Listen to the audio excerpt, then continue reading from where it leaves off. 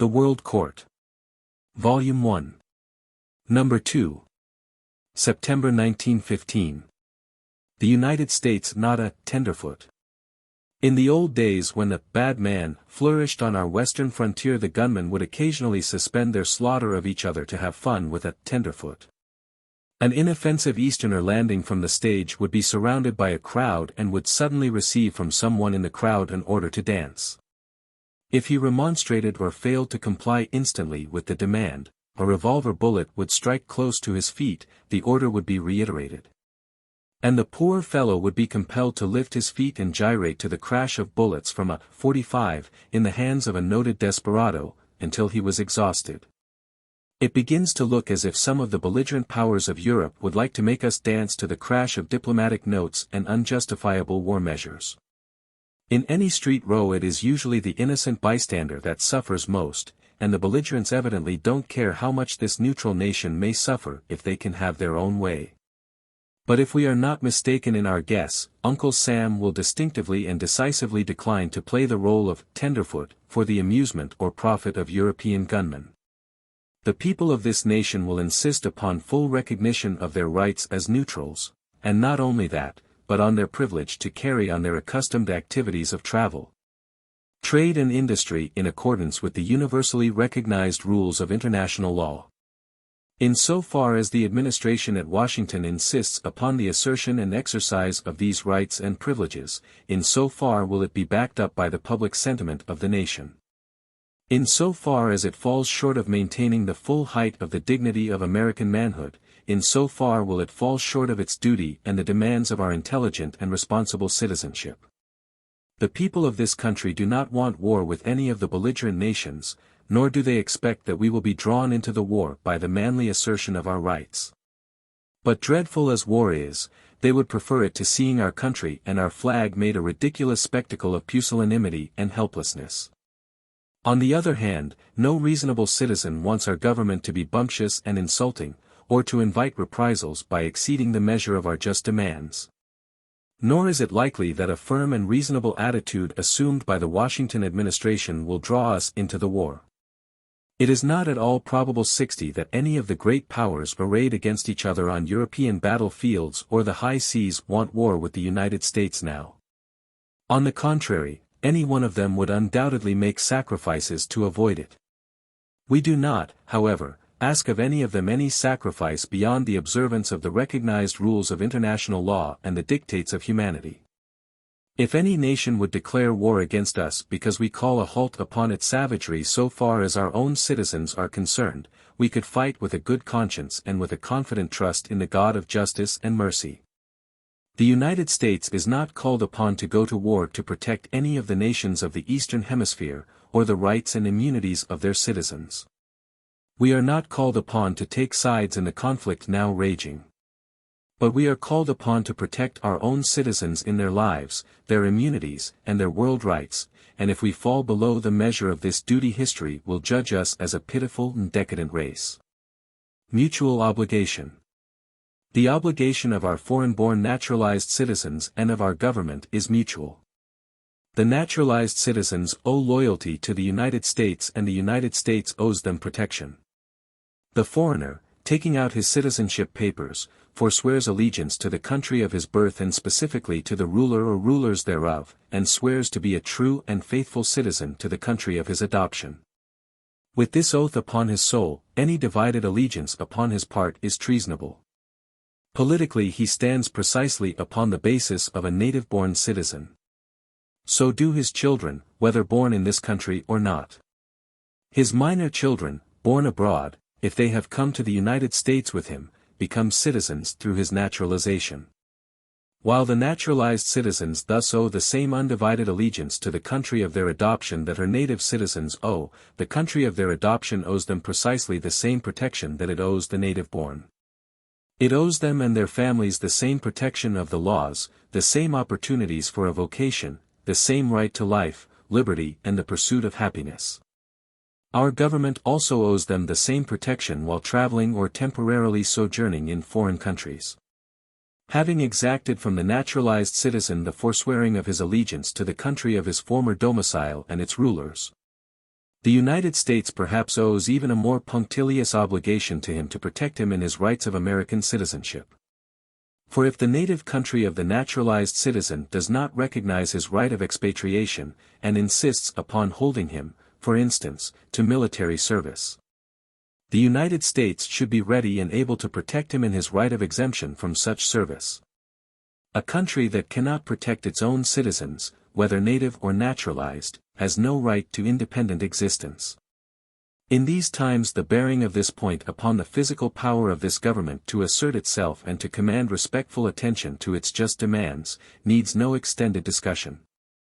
It is a time when no virile nation can afford to leave itself denuded of defensive power and helpless. The aftermath. The United States cannot satisfy all the people of the belligerent countries by its neutrality. The people of Europe are so wrought up by the present deplorable conditions that most of them have come to believe that all who are not for them are against them. There is irritation both on the part of the Teutonic Allies and the Anglo-French Allies because our government has not shown more decided sympathies with one side or the other, and taken a more decisive stand for or against the conflicting contentions. When the war ends there will doubtless be anger against us in all the belligerent countries. Should the war end in anything like a draw, leaving one or more great nations with a veteran and still formidable army and navy, such an army and navy would 61 be more than a match for any force that the United States now has in being. Should one of the nations, thus relieved from peril on its own continent, see fit to call this country to account for some fancied failure in neutral obligation, or to demand from us a large indemnity, the countries formerly at war with it might not see fit to make any intervention in our behalf. They might all say to Uncle Samuel, "You left us to fight our own battles and were not moved to interfere even by the dictates of humanity. Now we will leave you to fight yours." It is useless to say that at the end of the war all the countries, and notably England and Germany, will be so exhausted that they will be unable to engage in another great war. History does not so teach. At the end of a long war a country has its forces mobilized and equipped and a military spirit at its height. At the close of our 4 years' exhausting civil war, the United States was the most formidable military power in the world, which it is very far from being today. It is no time for our people to imitate the ostrich and hide their heads in the sand. There are perils ahead for us whether the war ends soon or late, and however it ends. And besides that, if we desire to promote the world's peace, we must be prepared to speak with a strong voice. Idealistic notions are valuable in their place, but they are about as potent in the storm of war, and the aftermath of a great world war, as the twittering of sparrows in a storm. If our country lies helpless it will simply be a temptation to some of the now warring nations to recoup themselves from our wealth for their enormous losses. Germany's material advantage.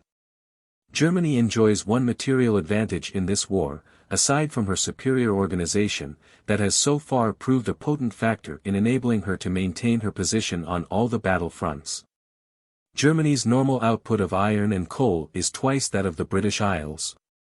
In addition Germany has, since the early days of the war, controlled the large iron and coal product of Belgium, and 4/5 that of France. It is difficult to exaggerate the importance of iron and coal products in creating and operating the machinery of war. Besides this command of war material, Germany has better command of labor to work the material into war munitions. We do not hear of any labor strikes in Germany. Industrial Germany is as much a unit as military Germany. Of the Allies, the British people do not seem to realize what a terrible antagonist they have in Germany. We still hear of British political dissensions and British labor troubles. If the Allies expect to win, if the Great Britain expects to preserve the British Empire or even to save the British Isles from invasion and German occupation, then British people will have to drop their internal dissensions, summons all their resources, and fight and work as one man for self-preservation. The will to peace. In this world crisis the American people need to search their hearts and determine whether their ideals of peace are based on softness, effeminacy, disinclination to exertion and sacrifice, love of ease and pleasure, or upon absolute principle. In either case, we must arouse ourselves and cast off sloth. Peace is not to be had except with righteousness. The will to peace must be buttressed in strength, and not in weakness. In the present temper of the world, international friendship doesn't seem to count. The nations have lapsed into sheer materialism. Each one is seeking its own aims and interests. Such alliances as exist are made because each member of the alliance believes that its interests will be better served by that combination than by any other. Every one of the lesser states of Europe not already engaged in the war is striving anxiously to determine on which side its bread is buttered, that is whether continued neutrality or active participation 62 on one side or the other will best serve its turn. The proper policy of the United States is neutrality, but we will gain nothing by toadying to one belligerent or another. Our treatment by the victor in the war, if the war ends in victory for one side or the other, will not be gauged by the friendship we have displayed, or the disappointment which our conduct has occasioned, but by our strength or weakness. We will have to rely upon our own resources and not upon anybody's favor. Our aim as a nation should be, first to preserve our standards of honor and independence. We should truckle to no one. Next, to do absolute justice and to uphold the standard of humanity. We may not be able to prevent any modification of international law or changes in international rules of warfare, in view of vastly changed conditions, but we can insist upon the respect due to us as a great nation. The United States has a legitimate place in the sun, and it must maintain that place morally also physically if need be. It is a time of human convulsion when any display of weakness and timidity will invite destruction. A slander of brave men. The story brought back from Europe by Miss Jane Addams about the doping of charging soldiers naturally amazes all who have had any experience on the firing line. She said in her speech at Carnegie Hall, on July 9, that in the present war, in order to get soldiers to charge with the bayonet, all nations are forced first to make the men drunk. In Germany, she said, they have a regular formula for it. In England they use rum, and the French resort to absinthe. In other words, therefore, in the terrible bayonet charges they speak of with dread, the men must be doped before they start. This outgiving shows the folly of sending an hysterical and credulous woman to the front to get reliable information of war conditions. It is quite probable that the story was told to Miss Addams as she relates it, but that a woman of her intelligence should accept it as true and retail it on her own authority is to be regretted. It gives a misleading picture of war conditions and is an insult to the best manhood of all the nations engaged in the war. Denials have come from all the nations and friends of all the nations, but these denials are hardly needed by those who know about war. Whatever may be thought of the war, and much as we may deplore its horrors, nobody can truthfully deny the courage and hardihood of the men engaged in it, whether they are Germans, English, French or other nationals. It requires just as much courage to endure the wearing danger of the trenches as it does to participate in a bayonet charge. In fact, most soldiers would feel it as a relief to substitute the excitement and activity of an attack for the grinding peril of lying still under fire. If the men would need to be doped to get them to charge, they would need to be constantly doped to endure the sodden and bloody carnage of the trenches. The work of war requires, more than any other, physical and mental fitness as well as resolution of soul. Every military commander knows that strong liquor would impair the physical strength and endurance of men for the time being, if not permanently. When a line of men start upon a bayonet charge, they need every ounce of strength and endurance they possess to give them any chance of success. To send a line of doped men upon a bayonet charge would be to invite their almost certain destruction and the failure of the movement. Even if commanders were brutal enough to adopt the dope tactics specified by Miss Addams, they would not be such fools. Richard Harding Davis, in commenting on Miss Addams's amazing revelation, says, "I have seen more of this war and other wars than Miss Addams, and against this insult flung by a complacent and self-satisfied woman at men who gave their lives for men, I protest. There is enough material for genuine and truthful indictment of war without 63 resorting to silly falsehood. How would the descendants of the men who gave up their lives in our Civil War from a sense of imperious duty and patriotism like to have the slander placed upon their graves that the only way they could be induced to go into battle was to stupefy them with intoxicants. Our war was a small one as compared with this 20th century war, but it was just as perilous to the men engaged in it as this is to the soldiers of the present. An eminent military authority recently published a statement to the effect that in our civil war the casualties, in proportion to the number of men engaged, was 10 times greater than the proportional casualties now. We do not know that this estimate is accurate, but we do know that our casualties were proportionately greater, in spite of the superior effectiveness of the modern machinery of war. The science of defense has kept pace with the science of destruction. Our war required just as much courage and hardihood and endurance on the part of the men engaged in it as this war does, and we know that it was not necessary to dope our men with strong liquor, on either side, to get them to fight. Thomas A. Edison drafted. The acceptance by Thomas A. Edison of a position as the head of an advisory defense board of civilian inventors and engineers for a Bureau of Invention and Development which the Navy Department is to create, is an important step in the adoption of a rational national policy.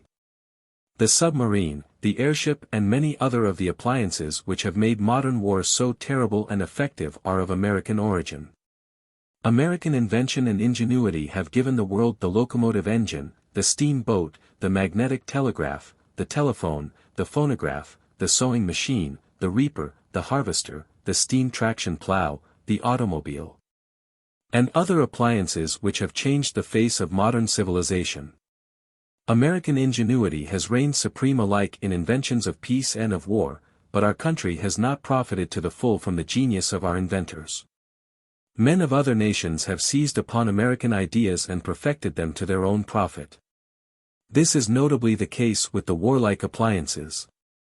The European nations now at war have developed the submarine and the aircraft to the point of astonishing efficiency, while the United States has lagged behind. In case of war, our submarine and aircraft service would, in its present condition of development, be vastly inferior to that of either Germany, England, or France. The United States either wants to be prepared for war, or it does not. If it does, it wants the best preparation. Mr. Edison has been invited to head the advisory board because of some views in regard to national defenses expressed by him several months ago. He stated at that time that he would establish vast reserve stores of arms and ammunition, and would count rather upon automobiles than upon the railroads for quick transportation. He would also build many aeroplanes and submarines, and would keep our battleships and battle cruisers in dry dock, practically in storage, but maintained in perfect efficiency, ready for use in case they should be needed for defense. He said he thought an army of 100,000 men, well-trained men, backed by an efficient militia, and ample stores of munitions and weapons and other equipment, would be sufficient, but he would also have 40,000 drill sergeants selected and trained to instruct quickly a vast number of soldiers. This, it will be seen, is a purely defensive military policy. Mr. Edison's ideas may be more or less valuable, but his inventive genius and practical skill are undoubted. And his presence on a board composed of mechanical and scientific experts will furnish an assurance that the best methods to ensure the nation's safety from hostile attack will be adopted. Perseverance is more prevailing than violence, and many things which cannot be overcome when they are together yield themselves up when taken little by little. Plutarch. 64. Dr. Dillon on the first phase of the war. The following extract from an article by Drive E. J. Dillon in the June number of the Contemporary Review would seem to indicate that England was at last deeply impressed with the formidable character of her foe and the terrible nature of the task before the British people. Dr. Dillon says, "The first phase of the world conflict has closed with the bitterness of exploded illusions, the alarming growth of the spectre of destruction. The quick materialization of the danger that threatens the noblest possessions of the human race, and the primary necessity of unanimous sacrifices before that danger can be displaced. Taking stock of the present situation just as this war is about to enter its second phase, we cannot but see that the central fact which calls for recognition is the amazing strength of the German nation. After 10 months of warfare against Russia, Britain, France, Belgium and Serbia, it continues not only to live its own life, drawing from its own resources, but is able to send reinforcements of all kinds to Turkey and Austria. To achieve new conquests, plan grandiose operations, and win noteworthy victories over the Allies. If England had realized the actual and potential strength of Germany from the outset, and made her dispositions accordingly, there might be a different story to tell. France seems to have girded up her loins from the start and to have accomplished wonders with her comparatively limited resources. Russia has made a gallant fight under the handicap of poor preparation and an immobile population. This is a war in which masses do not count against organized and trained efficiency. Great Britain alone has had the requisite resources and has failed to utilize them to the point of the utmost efficiency. The only hope of the Entente powers is in a long drawn-out war. If given time, Russia may train her undisciplined hosts. France will make continuous sacrifices. Great Britain may focus her resources and bring them to bear at the point where they are most needed. If the Entente allies can continue to hold substantially their present lines for another year, it would seem that Germany must begin to show signs of exhaustion. Any hope the Entente allies may have had of invading Germany and crushing it must at the present time seem far from alluring. A kindly voice from Germany. That all Germany is not given over to the doctrine of hate is shown by the following extract from an article by Prof. Ernst von Troeltsch in the Frankfurter Zeitung. We must not allow hatred to be magnified into theory or a system or let it be the guiding maxim that controls our existence. Hatred may inspire us with courage and driving power, but it is, politically speaking, in the long run, an evil counselor. It gives rise to a bitter and fantastical idea of politics, which cannot be pursued, and therefore brings dangerous disappointment in its train. And in its influence on our moral and spiritual life hatred is most dangerous. Everyone is agreed that we need a deepening of our moral and spiritual sense, and hopes to see a new Germany rise out of the unparalleled sacrifices which we have made. This new Germany is not to be a compound of hate, but to spring from the creation of new sources of national strength. All her past, whether it be based on Christian and conservative ideas or on liberal ideals, protests against race hatred, and all these theories which base the conduct of real politics on hate, theories which are not born in the field, but at the writing desk, whose standard-bearers are not soldiers, but the self-important Philistine, and the bombastic writer at home. We do not need to cultivate hate, but to deepen our insight into the terrible seriousness of the moment, and this all-important hour of our fate. If Prof. Troeltsch represents any considerable body of German sentiment, the note he sounds is an encouraging one. Every country has its yellow journals, its pothouse strategists, and its writing desk statesmen, who are fond of elaborating pompous theories and showing their bravery by delivering hard words instead of hard knocks. Perhaps a good deal of 65 the quoted literature that comes out of Germany voicing hated and arrogant purpose of world domination originates with the bombastic Philistines described by the professor, and not from the real representative men of the nation. If so, when peace comes to be seriously discussed, it may be possible to agree upon terms that will not be repugnant to our Christian civilization. War, but not famine. In allegory and history, war is usually associated with famine. But fortunately in this otherwise awful conflict there is so far no general famine. There are of course sporadic instances of local suffering from lack of food in war-devastated regions, but the belligerent nations, as entities, seem to have ample supplies. It is officially declared that Germany has ample stores of food, and that the promise of the current year's harvest is bounteous. It is the same with Austria and Russia. France and England have ample food from homegrown products and importations. The outlook is for enormous crop yields in both the United States and Canada. There seems to be ample ability in the warring countries to take care of the harvests by the labor of the men not at the front, supplemented by the labor of prisoners of war and of the women and children. The setting of prisoners of war to work in the fields is not inhuman. On the contrary, it is very often a mercy to the prisoners. Pestilence also is the usual accompaniment of war. There are reports of pestilence from various quarters, but modern science has shown itself able to battle with disease and prevent any widespread devastation from it. Strikes in wartime. Reports of an impending strike in the Krupp works of Germany were followed by reports of the probable universal application of martial law. It is not probable that any serious strike will be allowed in Germany. No nation at war can afford to permit extensive strikes on the part of its industrial population. It is not improbable that Great Britain will be obliged to follow the example of Germany in suppressing strikes with the strong hand. When a nation is fighting for its life, it cannot permit any class or section of its people to imperil the independence of the country and the safety of its population by pursuing a selfish class interest to the point of paralyzing a vital industry. An interesting forecast. General and former Judge Roger A. Pryor, who commanded a Confederate brigade during the Civil War, recently indulged in some war predictions after premising that it is foolish to prophesy.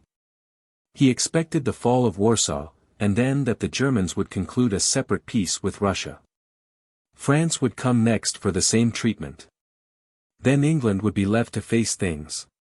Judge Pryor added, "Is England an old empire that has reached the stage that ended the history of Greece and Rome? Perhaps not. Perhaps it is not destined to go yet, and at the hands of Germany. But whatever happens, I think the end of this thing they call militarism will come. Whoever triumphs, the people, even of the victorious country, will demand that the nation's means be devoted to humanity rather than war. The people are paying for this war. They are losing most, and they know it. As an old soldier, I can say there is nothing in war. I have seen enough of it. The world is not at a stage now where constant killing of men by their fellows can go on. This war will be the great lesson." Whether Judge Pryor's forecast as to the military outcome is credible or incredible, his prediction of the downfall of militarism is within the bounds of probability. His verdict that there is nothing in war jibes with the verdict of General Grant and many great soldiers. 66. President Wilson's last German note. The note to Germany from the Department of State of the United States, under date of July 21, 1915, and signed Lansing, is gratifying to the American people by reason of its firm tone. Its manly assertion of our national dignity, and our purpose to protect American citizens, as well as the rights of humanity, upon the seas. It is not belligerent in expression, but on the contrary most moderate and courteous. It leaves the way open for a friendly adjustment, but appears to be a finality so far as correspondence is concerned. Germany can meet our demands by refraining from the acts of which our government complains, and our claims for redress and indemnity for past acts can be left for future adjustment. Fortunately, there is not now in the Cabinet a Secretary of State to nullify the moral and practical effect of the note by secret assurances that it is intended only for home consumption. Peace by compulsion. In the August issue of this magazine there was a reference in this department to a communication from the Honorable James Brown Scott on peace by compulsion. The communication to which reference was made was, through some mistake in the make-up, omitted from the pages of the August number. The substance of it will be found in this number. Mr. Scott sets forth some of the weaknesses and inconsistencies of the plan proposed by the Philadelphia League of Peace meeting. The Red Sea. By Francis Bowler Pratt.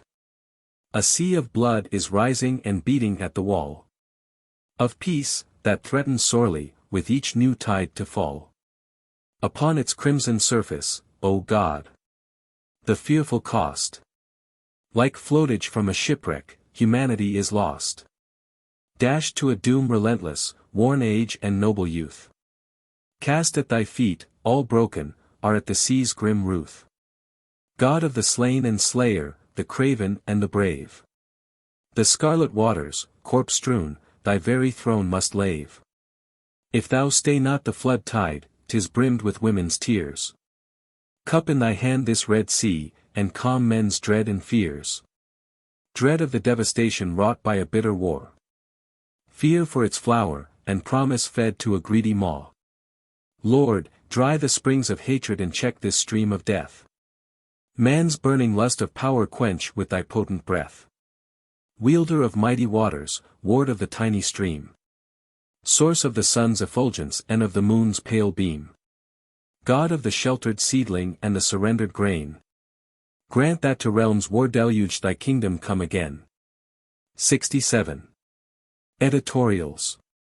Nations still in the caveman era.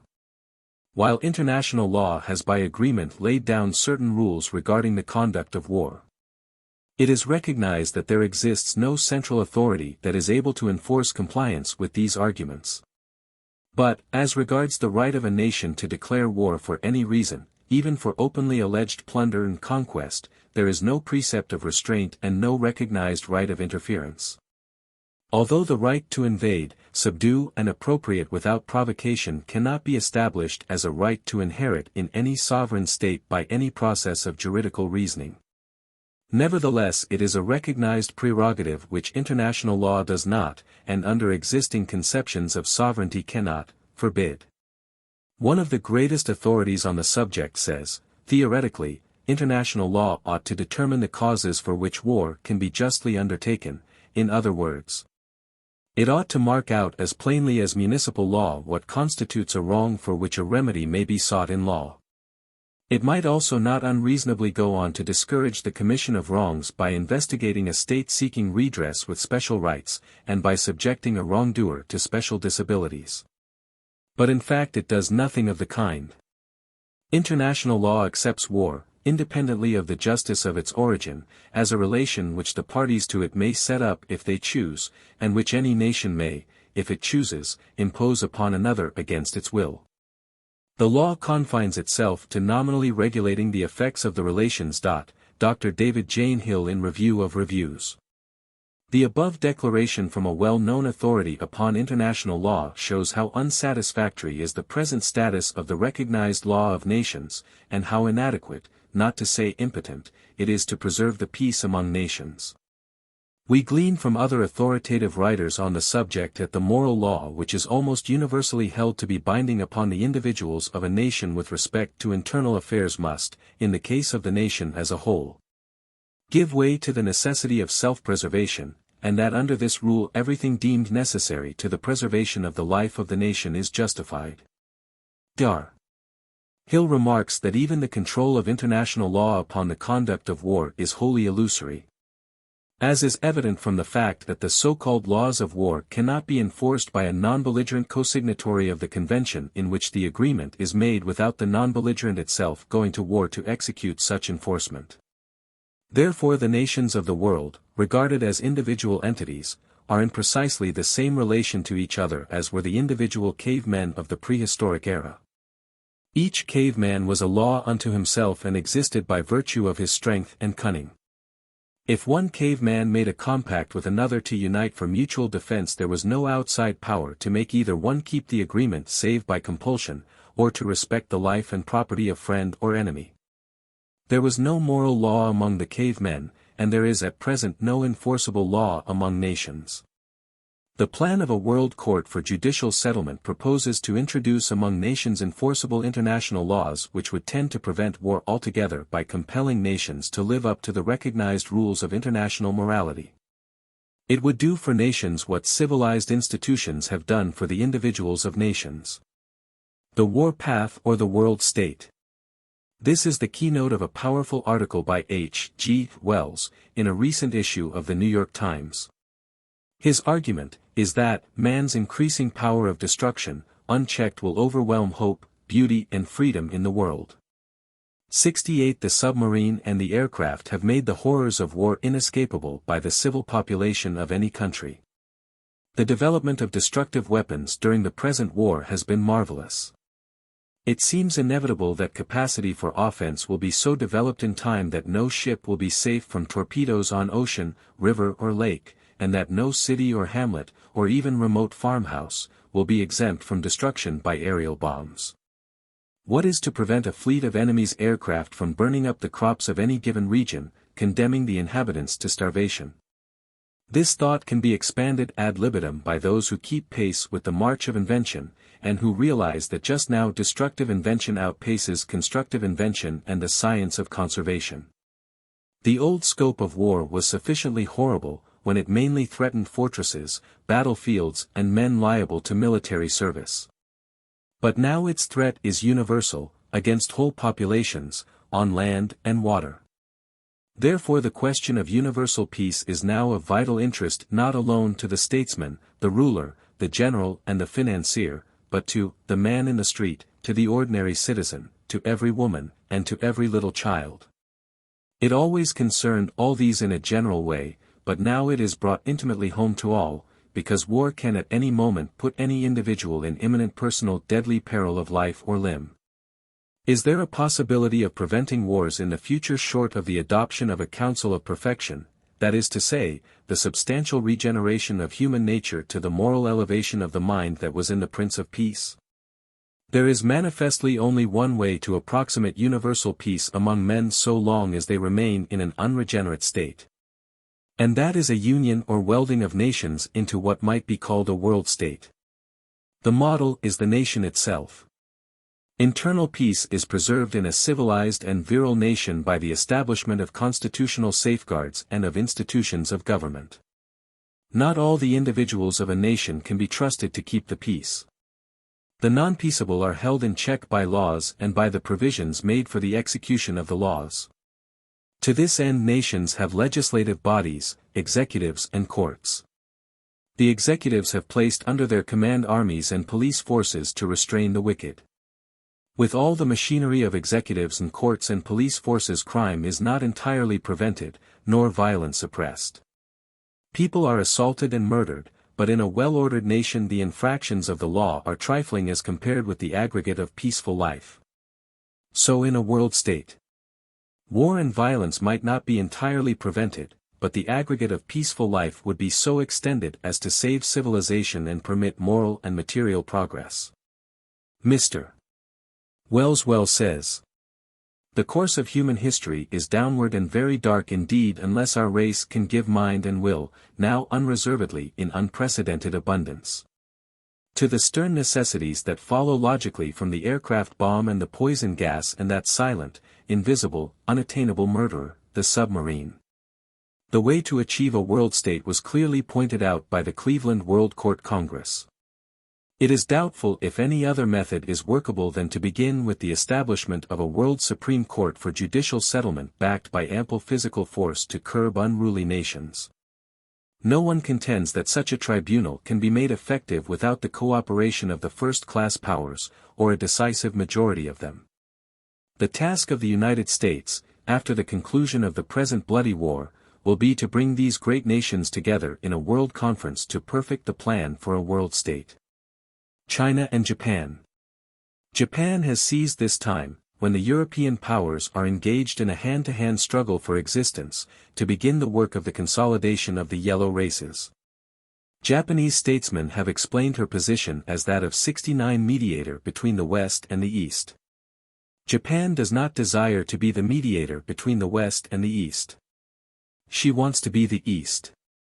This is the conclusion reached by Samuel G. Blythe, in a recent magazine article discussing the demands made by Japan upon China on the 18th of January last. The original demands were somewhat modified before acceptance by China, but in their modified form they virtually give Japan the hegemony of China. China accepted under a tacit threat of war, because China was militarily too weak to resist Japan, and because China knew that she could not look for help at this juncture either from Great Britain or the United States.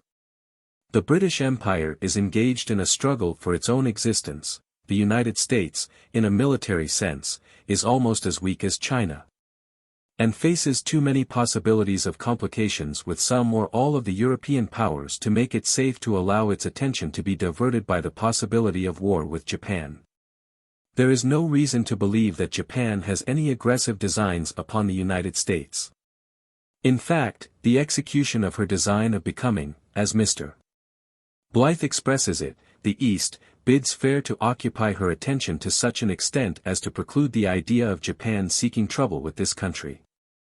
But that Japan would stand on the defensive and resist with her full military power any attempt on our part to intervene in behalf of China, goes without saying.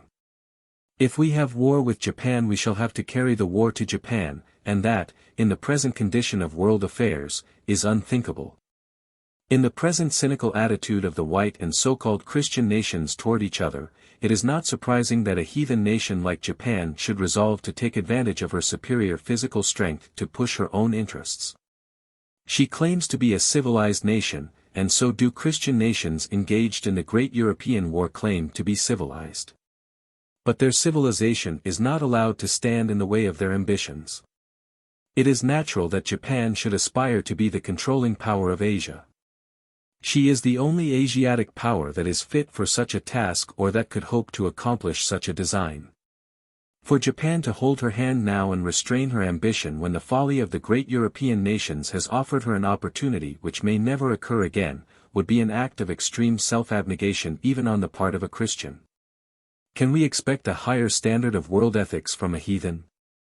Looking the situation squarely in the face, we may expect to see Japan set her foot upon the neck of China and subdue that country politically and economically to her will, for China has no power of organized resistance. We may then expect to see Japan set up a sort of Monroe Doctrine of Asia. She will undoubtedly allow Great Britain to retain India, as Great Britain is already established there, just as we allow Great Britain to retain Canada, but Japan will say to Europe and America, hands off, as to new acquisitions in Asia. She will probably not attempt to interfere with the United States in the Philippines, but if we should make up our minds to abandon the Philippines, Japan might extend her protection over the Filipino Republic to prevent it coming under the influence of any other great power. As for China, there is reason to believe that Japan's protectorate over it, or absorption of it, will be beneficial to the people of that country in many ways. The Chinese have shown no capacity for organization or self-government. They have shown no capacity to develop the magnificent resources of their vast territory. Under Japanese efficiency China will be developed, and Japan, occupied in this task of development, will have no time to meddle with American affairs or to seek to push any colonizing enterprise on the American continents. The passing of Asia under the virtual suzerainty of an Asiatic power that has displayed a capacity for civilization and modern progress may be one of the compensations of the Great World War. As for American 70 trade in the aggregate, it should be helped rather than injured by the awakening of the sleeping celestial giant to the touch of progress. England and the disinherited. The present war may prove a blessing in disguise to England if it leads to social reorganization on a more rational and effective basis.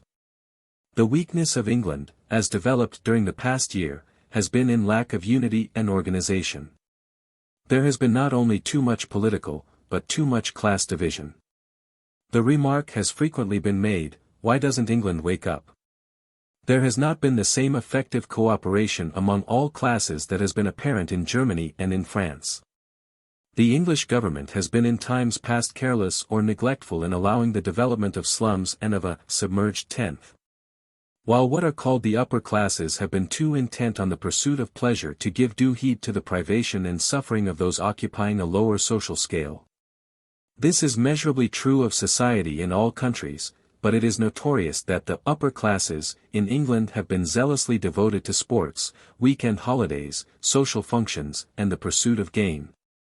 While the operative classes have antagonized them in labor organizations, and the lower working classes have been neglected and thrown upon the poor rates.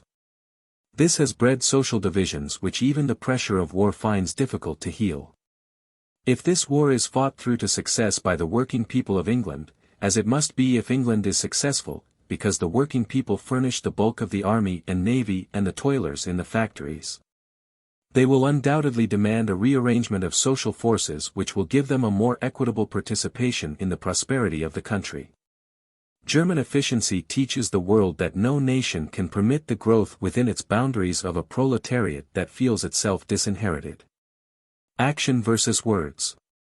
There are many who think that the proper reply to the sinking of the Lusitania and the taking of American lives without warning would have been the calling of Congress in extra session and the appropriation of $1 billion or more for increasing the American Army and Navy and coast defenses. They argue that this would not have been a measure of war, but on the contrary a measure of peace, as it would have shown that this country meant to protect its citizens and that no nation would ever venture to attack us if they saw that we meant to be prepared. The military authorities say that it will take us several years to place ourselves in a condition to fight any one of the first-class European powers with any prospect of success. Orville Wright says that we need 2,000 aeroplanes which might be built in a year, and Mr. Lake says we need at least 150 submarines, which might be built within 2 years, and a goodly proportion of them in 1 year. If we need to prepare for defense, and the preparation takes so long, the sooner we begin the better. As actions speak louder than words, President Wilson's action in calling Congress together would have conveyed a distinct impression of our resolution to protect our nationals and our national interests. As well against Great Britain as against Germany, which no note can convey. Especially when the force of the note is undermined by a cabinet officer with the secret assurance to the ambassador of a foreign power that the note was merely for home consumption. Fortunately, however, for the credit of President Wilson's administration, his cabinet is now purged of such secret folly and treachery. The duty of the hour. The view taken by the more sober and serious advocates of stronger armament by the United States is expressed by the publication, The Army and Navy Journal, in a recent issue, under 71 the caption, The Duty of the Hour. It says, "Is there no possibility of bringing home to official diligence and apprehension of the fact that preparation for defense, so far from involving U.S. in war, is the best defense against war? As is shown by little Switzerland holding calmly on its path of peace in the midst of warring nations. All the powers respect the neutrality of Switzerland because they know that she is prepared to fight for her independence to the last man, and that she is at all times ready for immediate action in defense of her mountain fastnesses. So that she is a power to be reckoned with. Switzerland is a poor country and does not greatly tempt any of the belligerent nations by her wealth. The Swiss are tough fighters, their country, by reason of its mountainous situation, is a very defensible one, and its subjugation would undoubtedly cost any power more than the conquest would be worth. The case is very different with the United States. This is the richest country in the world, actually and potentially. Any power which could occupy its coast cities would be able to levy indemnities which would richly pay them for the financial cost of any war. Human nature being what it is, such wealth is a constant temptation to any predatory power. The ocean does not protect us as it formerly did, but on the contrary affords a convenient highway for invasion. Such wealth as ours needs protection in the present status of world morality. There is no thought of aggression on the part of our people. The United States will never arm for aggression. But it should be strong enough to keep its goods in peace and to save its population from the horrors of invasion. The Aristocracy of Labor. William James's essay on the moral equivalence of war advocated conscription for peace of all youths, rich or poor, to do the hard, rough and disagreeable work, the labor of the mills, the coal, iron and other mines. The work of railroad building and transportation, to man the fishing fleets in December and the harvest fields in August, the digging of tunnels and foundations, the erection of the frames of skyscrapers. And the varied work of land reclamation and cultivation. This of course would have to be done under a system of state socialism, as everybody is naturally looking for the easier jobs. But the plan would hardly work under the present system of individualism and freedom of choice in occupation and the pursuit of happiness. But one thing the state might do, in organizing its educational facilities, is to give more attention to and provide more facilities for a vocational education.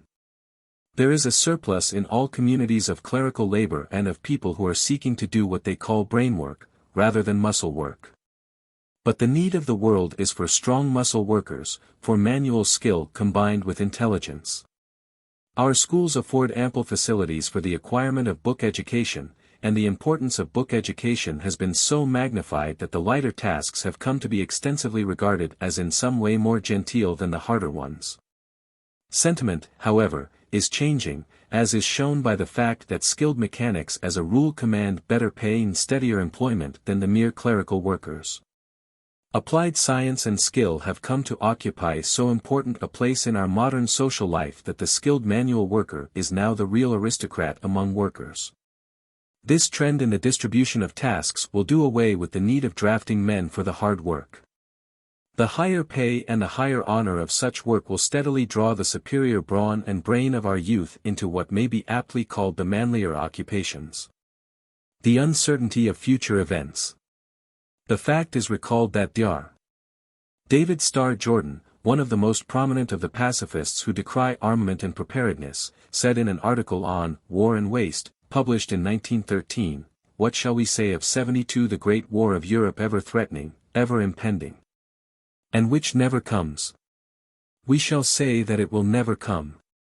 Humanly speaking, it is impossible. Prophecy, by a mere mortal, is always exceedingly dangerous.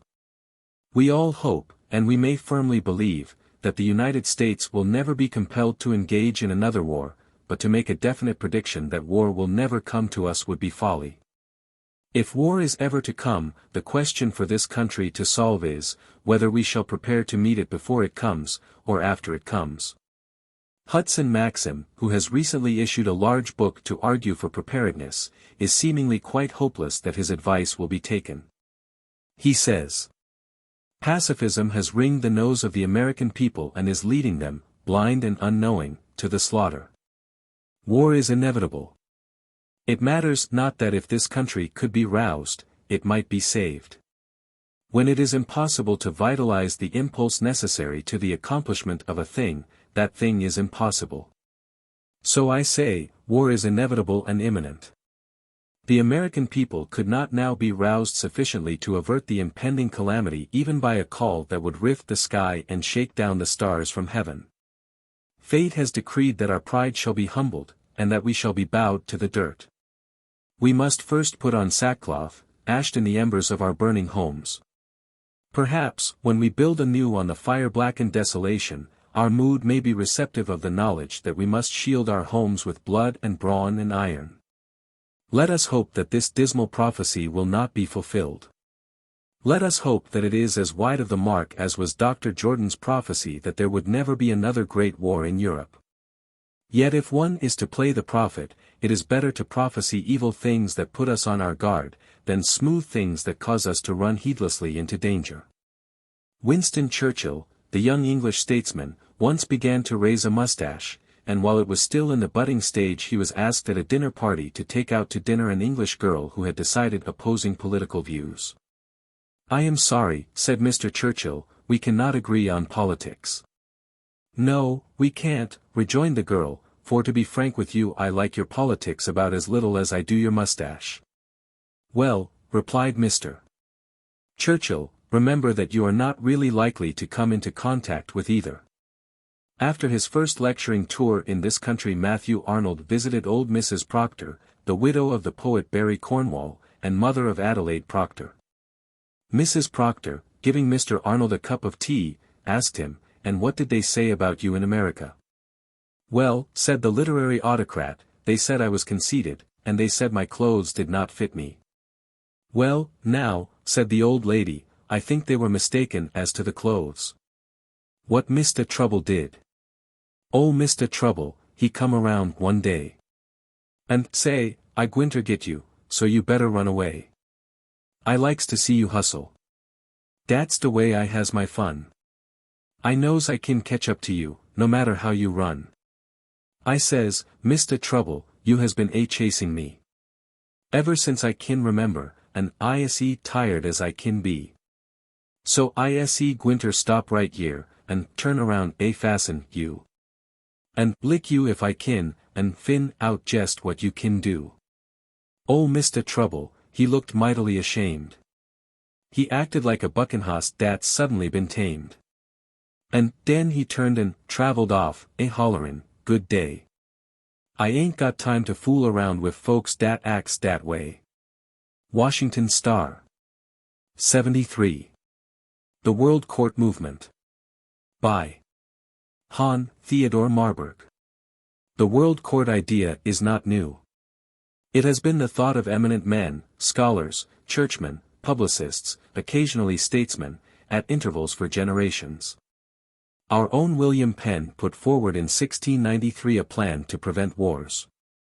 In 1795 the famous German philosopher, Immanuel Kant, published his essay on Perpetual Peace, a fundamental conception in which was that wars would not cease until all the governments of the world were democratic. The great English lawyer, Jeremy Bentham, whose speculations fertilized so many departments of law and social endeavor, likewise elaborated a plan. Other men at other times, before and since these, have turned their thoughts to this subject. In our own country we have had men such as Elihu Burritt, 1810–79, and Charles Sumner, 1811–74, who have influenced, not only the people of America, but of the whole world. The first Peace Society was formed in New York, 1815, followed by one in England the ensuing year.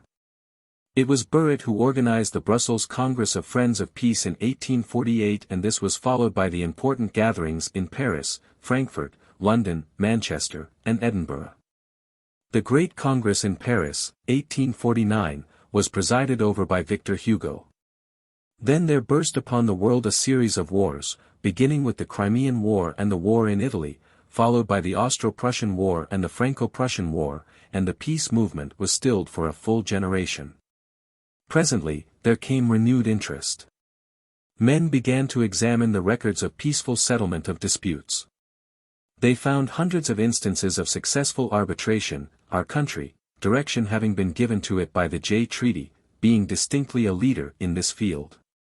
They found that the awards of the arbitral tribunals were uniformly respected, that it was not necessary to use force to execute the verdict.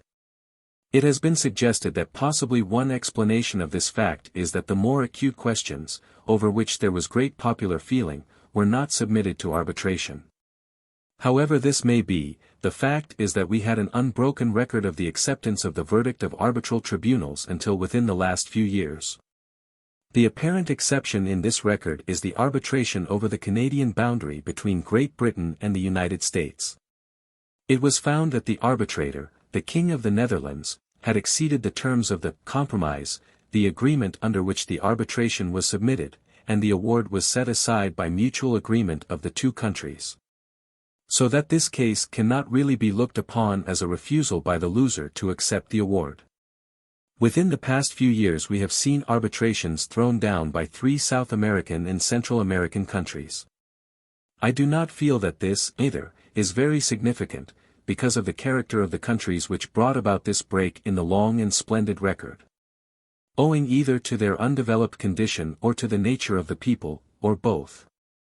These countries are frequently unable to maintain law and order within their own borders and are at times either unwilling or unable to carry out the verdicts of an international tribunal.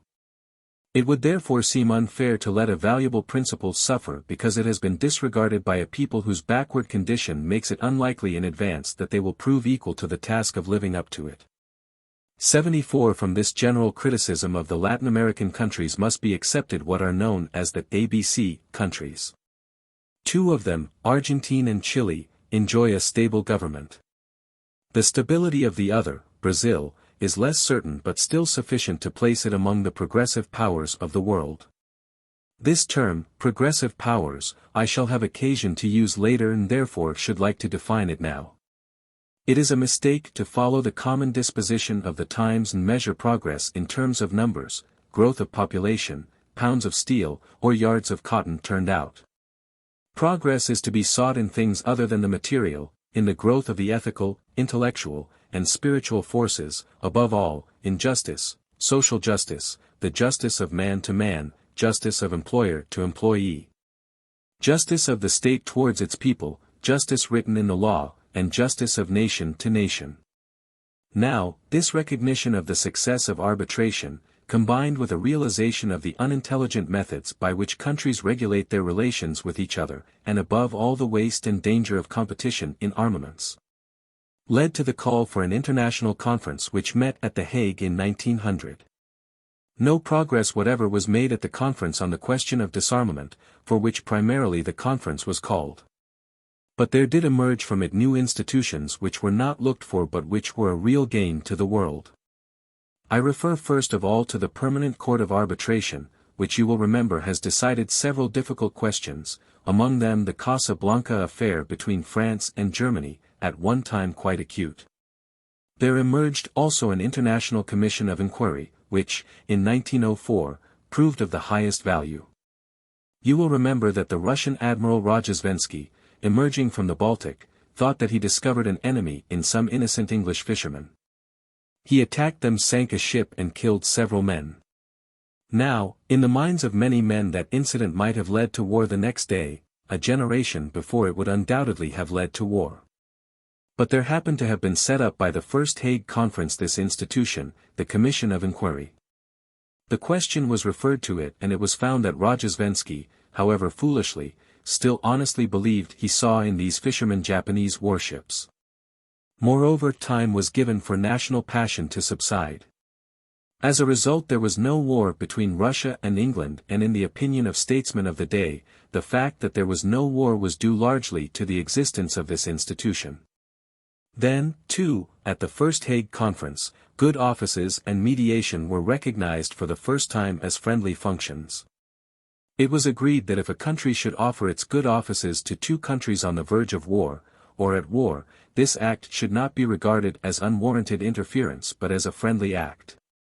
It was under that institution, you will remember, that Mr. Roosevelt succeeded in bringing Japan and Russia together at Portsmouth and so terminating, earlier than would otherwise have been the case, the Russo-Japanese War. A second peace conference took place at The Hague in 1907. The task of improving the rules of war which had been begun at the first conference was carried forward at the second conference. The Second Congress, moreover, adopted in fact an institution known as the International Court of Prize. Then it adopted in principle the Court of Arbitral Justice, intended to be a true international court of justice, composed of judges by profession, whose tenure should be permanent. This latter institution was to be brought into being through diplomatic channels as soon as the nations should agree upon the method of selecting the judges. The reason the court is not in existence today is that up to this time such a method of selecting the judges has not been found, and this is one of the subjects up for discussion this afternoon. Now, why did the Second Hague Conference vote for this Court of Arbitral Justice when we already had in existence 75 working successfully, the Permanent Court of Arbitration set up by the First Hague Conference? The reasons were several. In the first place, the Permanent Court of Arbitration was not a court of law. Its decisions were to be based upon the principles of law, but at the same time its functions were those of arbitration, and, as you know, the main object of the arbitrator is to bring about the settlement of a dispute. That is to say, he is more interested in that, which often involves compromise, than he is in bringing out the true justice of the case, which would tend to develop the principles of law and enlarge accepted practice. Now, those of us who believe in this true court of justice for the world feel that international law would be built up by it in two ways. First, it would grow through the decisions of the judges themselves in cases actually coming before them, the judge being governed by previous decisions of the court, the way in which the great common law of England has grown. That process produces the most natural, healthy, sound, and permanent kind of law. Then it is felt that the existence of this court will invite the codification of certain spheres of law. An example in point is the way in which the provision for the International Court of Prize led to the London Conference of 1908 to 1909, at which the law of prize was codified. England declined to proceed with the project of the International Prize Court until that was done. Hitherto the law of prize has depended upon the interpretation each nation has placed upon it. One nation might set up as contraband that which another nation declined to accept as contraband. Questions of how long an enemy's ship should be suffered to remain in a neutral port, whether merchantmen may lawfully be converted into armed cruisers after leaving home waters, and numerous similar questions, were differently answered by different countries. England said, "We must know what we are undertaking." Therefore, at her instance the conference met at London and evolved the London Convention which codifies the law of prize. When the present war began, Germany announced her willingness to accept the convention. On the other hand, England, who had not yet ratified the convention, owing to the opposition of the Lords, proceeded to modify it and proclaimed it in this modified form. France did the same. It was accepted in its original form by the United States Senate but not promulgated by the President, who took the position that the United States could not accept a convention in which several nations had introduced their own amendments not agreed to by all. But the history of the London Convention shows how the existence of an international court will invite the codification of certain spheres of international law. I use that term advisedly because it is a tremendous undertaking to codify the whole body of international law, nor is it certain that it is advisable so to do. It may become too rigid. Now, that project of the Second Hague Conference, the Court of Arbitral Justice, was accepted by the 44 nations participating in the conference. It was endorsed in 1912 by the Institute of International Law. It has been supported earnestly by all the powers, including Germany, France, and England, and every lawyer, every man who feels what justice means, approves of it. There is no difference of opinion as to the desirability of putting it into effect. The name of the proposed court, the Court of Arbitral Justice, is misleading. The word arbitral does not belong there. It was put in because Germany insisted on its being there. The word court carries with it the idea of obligation. When a court in municipal law renders a decision, usually an obligation goes with it. Now, Germany was not ready for anything obligatory in international institutions, therefore her demand. But a true court of justice is none the less provided for by the Convention. From time to time for generations, isolated individuals have put forward the idea of such a court. The present 76 movement to create it was really born in the mind of a man who sits upon this platform, James Brown Scott. He was connected with the Department of State under Mr. Root, and, as Mr. Root himself expressed it, he talked with Mr. Root once too often about this court.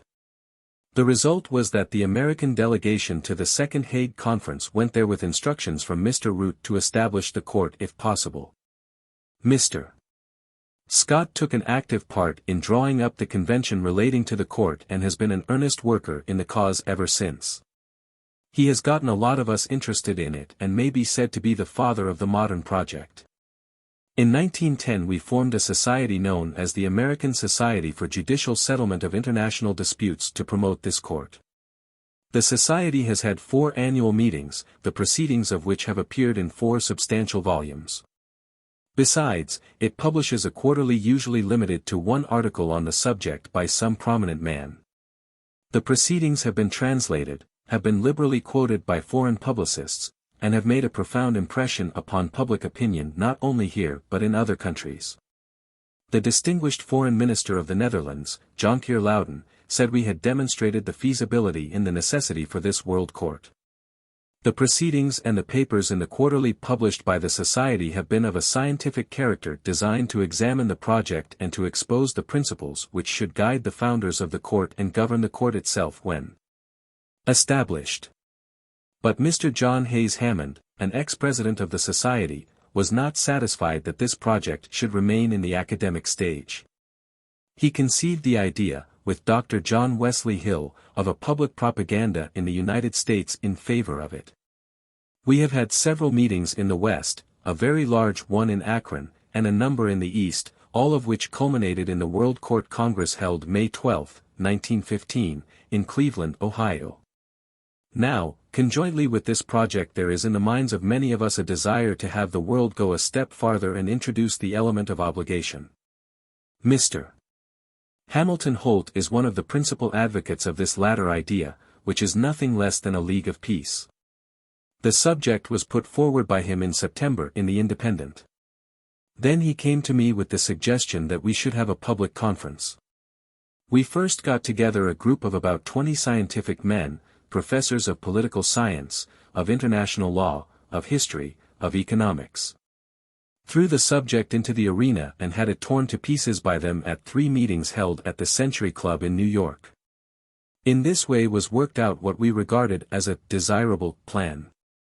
We then took this desirable plan and on April 9, laid it before men of wide practical experience, including Mr. Taft and Mr. A.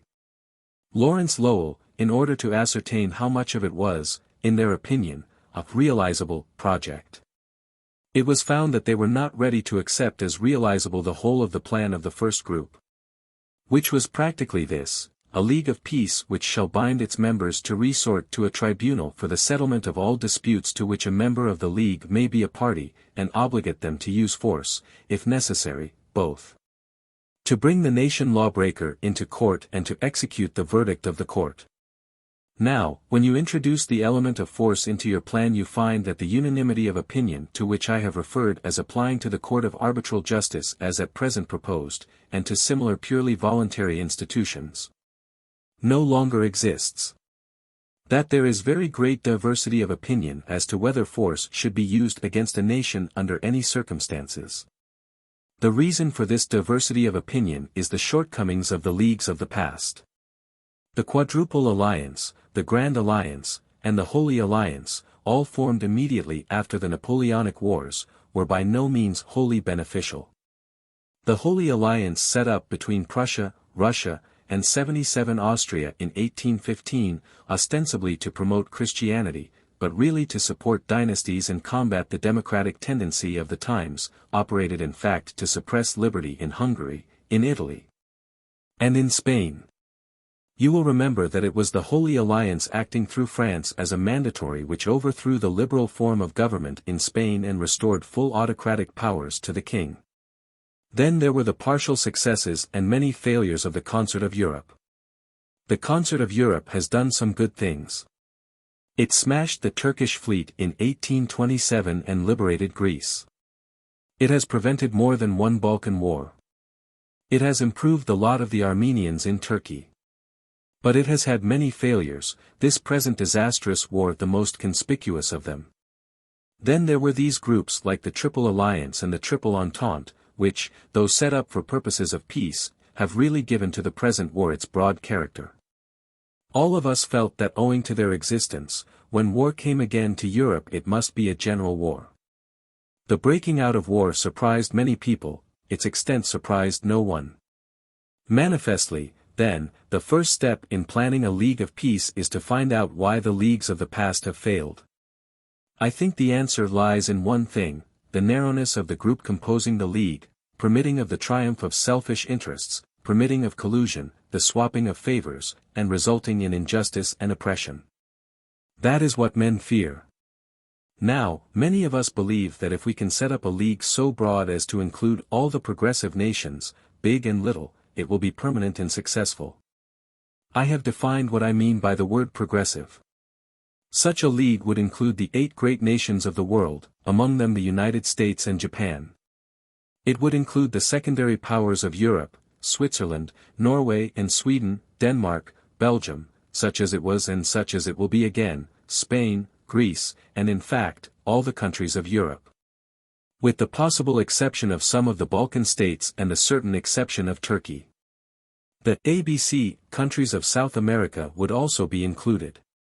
It would not include the backward countries, because we feel that the country which cannot maintain law and order within its own borders would bring no strength to the League. Now, we believe that such a group would be successful. In the first place, it would embrace 3 great nations with common political ideals, England, France, and the United States. I put our country last for reasons of politeness only. These 3 peoples feel that democratic government is no longer a passing phase of political experiment but a permanent fact in politics. Therefore they would cling together. Then you have in the group 2 great nations, Great Britain and the United States, who may be said to be satisfied territorially. You have the secondary powers of Europe who have no disturbing ambitions and whose voice would be for reason and justice, so that we think that if we could get these states associated together in a league, substantial justice would emerge. Just as substantial justice results from the united action of the 48 states composing the American Union. Whether you believe this league is practical or not depends on your answer to that question, whether justice would emerge from its united action. Unless it does justice it cannot endure. Unless it does justice we don't want it, we don't want oppression. Injustice within a country, persistent injustice, sooner or later brings war, if not civil war then foreign war, or both. Just as gross injustice in the conduct of a war will draw into the struggle an ever-widening circle of nations, because there are irresistible forces which insist that justice shall emerge finally in the world. Now, it was not proposed that this league should itself pass upon disputes. All it would do is to insist that members, party to the league, or any nation having a dispute with a member of the League shall not resort to war. It may refer 78 the disputants to existing institutions at The Hague or to other institutions to be hereafter set up. They shall be privileged to go on with their dispute indefinitely if they choose, but they may not resort to war. The United States, under this plan, would have been permitted to continue the fisheries dispute with Great Britain, as it did, for 3/4 of a century without interference. But if either Great Britain or the United States had shown a disposition to resort to arms, the League would have been invoked and would have used its combined forces to prevent aggression. There are 4 ideas or stages in the conception. The first is simply a true court of justice to which nations may refer their disputes, if they see fit to do so. This is the court called for by the Hague Convention of 1907 under the name of the Court of Arbitral Justice. It is the court which the Judicial Settlement Society was organized to promote. It is the court which we are endeavoring to get realized, simply a voluntary institution. Now, why did the World Court Congress plan to confine its efforts, its propaganda, to this voluntary institution, free from any element of force? I repeat, it is because there is unanimity of opinion as to the desirability of the project. You find no objectors to it. Practically all the governments of the world have endorsed it, peoples have endorsed it, experts and plain men have endorsed it. In other words, it is a realizable project. Now, the second stage of the larger and more problematic project is a league in which the element of obligation enters to this extent, that the members of the league, if you call it such, parties to the treaty, should obligate themselves to resort to the court. At present there is no obligation embodied in the Hague Convention. Like all our other international institutions, it is there for the nations to use or not, as they like. In the third stage, the element of obligation is extended to forcing the nations into court. That is to say, if war threatens, we say to the disputants, you must refer this dispute to the court. We will not force you to carry out the award, or do you bind yourself to do so, but you must go into court and have a hearing. Now, many men have come to realize that publicity is 3/4 of the battle for justice. Very often simply bringing out the facts stops not only illegal practices, but also unjust practices not covered by the law, and does it without resort to a court or even to arbitration. The fourth stage is enforcing the award, admittedly giving rise to the danger of oppression unless you have all the progressive nations in the League so that substantial justice would result from its action. The meeting of April 9, to which I have referred, was unwilling to accept the fourth stage of this plan, namely, enforcing the verdict. Men like Mr. Taft, with his wide experience, Mr. Lowell, who has made a study of governmental institutions, in fact all except 2 out of the 20 eminent and experienced men gathered at that meeting, were willing to adopt the first 3 stages of the plan as a realizable project, namely, the court, for which this convention stands, the obligations of the states to each other to go into court, and the obligation of the League to force the nation lawbreaker into court if recalcitrant. If there is no obligation on the part of the nation entering the court to abide by the verdict and the League itself will not enforce the verdict, surely no oppression can result from the demand for a hearing. It is a reasonable demand as applied to any controversy whatsoever, whether it be a justiciable controversy or a controversy arising out of a conflict of political policies. The League would simply act as an international grand jury to hail the nation lawbreaker into court for a hearing. That is as far as the meeting of April 9 was willing to go, and that is the project, represented in the recent World Court Congress. By starting with this minor project we get something which is practicable, and out of the minor project, the larger plan may grow of its own accord. 79. The war's possible duration. The problem of the exhaustion of the nations engaged, their enormous resources and comparatively small expenditure of wealth and men. By George K. Shaw. As bearing upon the question of the ability of the warring nations to continue the war indefinitely, Hudson Maxim's book, Defenseless America, contains some interesting figures and comparisons. We hear, he says, much about the tremendous burden of the present conflict. The pacifists tell us that the nations engaged are destined to exhaust themselves, and that, when the war is over, we need have no fear of any one of them or of a coalition of them, because they will have neither men nor money with which to fight. Mr. Maxim assumes that the first year of the war will cost the warring powers $15 billion. But this is only 5% of their total wealth, which is estimated at $300 billion. It must also be remembered that the same thing largely holds true in regard to war expenditures that holds true of current expenditures in time of peace. The cost, for the most part, comes out of the ground. The world makes its peaceful expenditures and not only recompenses itself from production, but actually adds to capital. In war, of course, there is a lot of non-productive expenditure, but on the other hand there is some added stimulus of production and greater enforced economy in everything save in the actual expenditures for carrying on the war. And in the labor of producing war material, transportation and feeding of armies, pay of the soldiers and for all labor incidental to the activities of the war, the money spent is chiefly returned to the people themselves. Labor in all the warring countries is now more highly compensated than it was prior to the war. Mr. Hudson estimates that the actual out-of-pocket loss to the nations in the present war, taking into account the compensating economic advantages, will not exceed 2.5% for the first year's operations. In regard to loss of population, Mr. Maxim's figures are equally striking. The population of the warring nations is more than 400 millions. Taking into account only such part of the East Indian population in proportion to the percentage of troops furnished by them as compared with the percentage furnished by the United Kingdom to the number of its inhabitants. The total number killed and wounded in the whole war, on both sides, during the first 6 months may be stated at about 2 millions. Consequently, the total loss in killed and wounded during the first 6 months was less than 0.5% of the populations engaged. Many of the wounded suffer very little permanent injury, and the number killed does not exceed 10% of the total of killed and wounded. Therefore the loss of killed and permanently disabled is much less than 0.5%, and for the first year will hardly exceed 1%.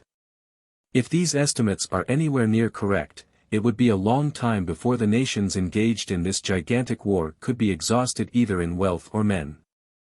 Some interesting light is thrown upon the ability of one of the warring countries, Germany, to carry on the war indefinitely by a letter written by Professor Max Sering, of the University of Berlin, to W.S. McNeill, of Richmond, Virginia, and published in a recent issue of the New York Times. Professor Sering was asked by Mr. McNeill for information as to whether Germany would be able to get along with her food and war material supply. Heretofore, he says, Germany has been in the habit of importing from 1/5 to 1/4 of all her food material and foodstuffs. The shutting off of her sea commerce led to a search for substitutes and also to governmental regulations for economizing supplies. As a result of the unceasing labor of scientists and practical inventors, Prof. Sering announces that the problems of supply have been completely solved in every direction. We can now, he triumphantly announces, continue the war indefinitely. The complete cutting off of the supply of Chile saltpetre during the war has been made good by our now taking nitrogen directly out of the air. With extraordinary rapidity the question had been solved how the enormous quantities of the needed ammunition was to be produced. It is, however, not only for the needed explosives that we take the nitrogen from the air, but also for fertilizers which we formerly imported in the form of Chilean saltpetre. As for foodstuffs, the government, on February 1, 1915, took over all the grain and prescribed to each one a certain portion of bread and flour. In the beginning this portion was somewhat scant because we wanted to be sure that our supply would last until the new crop. Now, however, it is found that we are entering the new crop year with such large stocks that the price of flour and bread could be reduced considerably and the bread portion of the working population could be enlarged. Potatoes, also which for a time were very expensive, have lately become quite cheap. Unemployment is now less than before the war, the workmen receive higher wages, and the masses are well nourished. The supply of meat will become somewhat scant by and by, but that does not matter, as we have been in the habit of eating too much meat. As the war proceeds it is inevitable that the other countries engaged in it, whether hostile or friendly, will take example from Germany and resort to measures to conserve and increase their material resources. Modern science has wonderfully unlocked the storehouses of nature, and increased energy and industry can to some extent make good the waste and destruction of war. We cannot therefore expect to see the war end very soon from the exhaustion of any of the combatants. This is the outlook of the war in its physical aspect. What political or moral forces may be evoked to shorten it is beyond our ken. Mr. Hudson Maxim's book was written to call attention to the practically defenseless condition of the United States and to urge adequate preparation. We do not care to follow him in his voluminous argument on this score, but the concluding paragraph of his 9th chapter, to the effect that, when the war is over, any one of the warring powers, unless Germany is exceedingly humbled, will be in better condition in every way to fight the United States than it would have been before the war broke out, is worthy of careful consideration. Of course Mr. Maxim means any one of the great powers, but we should be in danger, if in danger at all, from no more than 3. These would be Great Britain, Japan, and Germany, as these are the only powers that possess navies strong enough to carry on operations across the seas against the United States, even in our present condition of unpreparedness. And no one of these could afford to attack us unless the others would give tacit consent, or agree to remain neutral. Perhaps after the war is over, however it may end, the European peoples would be so weary of war that they would not permit their governments to stand in the way of any nation that might want to attack this country. And hence that we should have to rely entirely upon our own strength for defense. The question of how much naval and military preparation we should make against future contingencies is a vital one and cannot be ignored. Everybody is in favor of peace. The question is, which is the surest way to peace? Unorganized helplessness, or organized strength? 81. The Composition of the World Court. By Emerson McMILLIN. Barbarians in ancient times settled their differences with whatever tools came ready to hand. Cultured, refined, and scientific pagans today do nothing more, nothing less. Must this continue for all time? Yesterday, hundreds were pleading for saner methods, today, thousands plead. Tomorrow, millions will demand a better way of settling international differences. What is wanted is some way not based on brute force, but upon the principles of mutual trust and goodwill. Prior to the Christian era, but little effort was made to avoid war. The normal attitude of Rome, Greece, and of Carthage was one of continuous preparation for war. The Greek city-states did, however, have an organized body empowered to arbitrate differences between the Hellenic peoples. In the 14th, 15th and 17th centuries, serious efforts were made to devise and establish means for the avoidance of war, but success crowned none of the efforts. It was after the Jay Treaty between Great Britain and the United States that the settling of international questions by arbitration came into vogue. The many cases successfully and satisfactorily settled between the two Anglo-Saxon nations have doubtless had their influence for good upon other races and states. Notwithstanding the great advance made by the partial adoption of arbitration, as a mode of settling international controversies, wise men feel that another step forward should be taken through the establishment of a court of justice.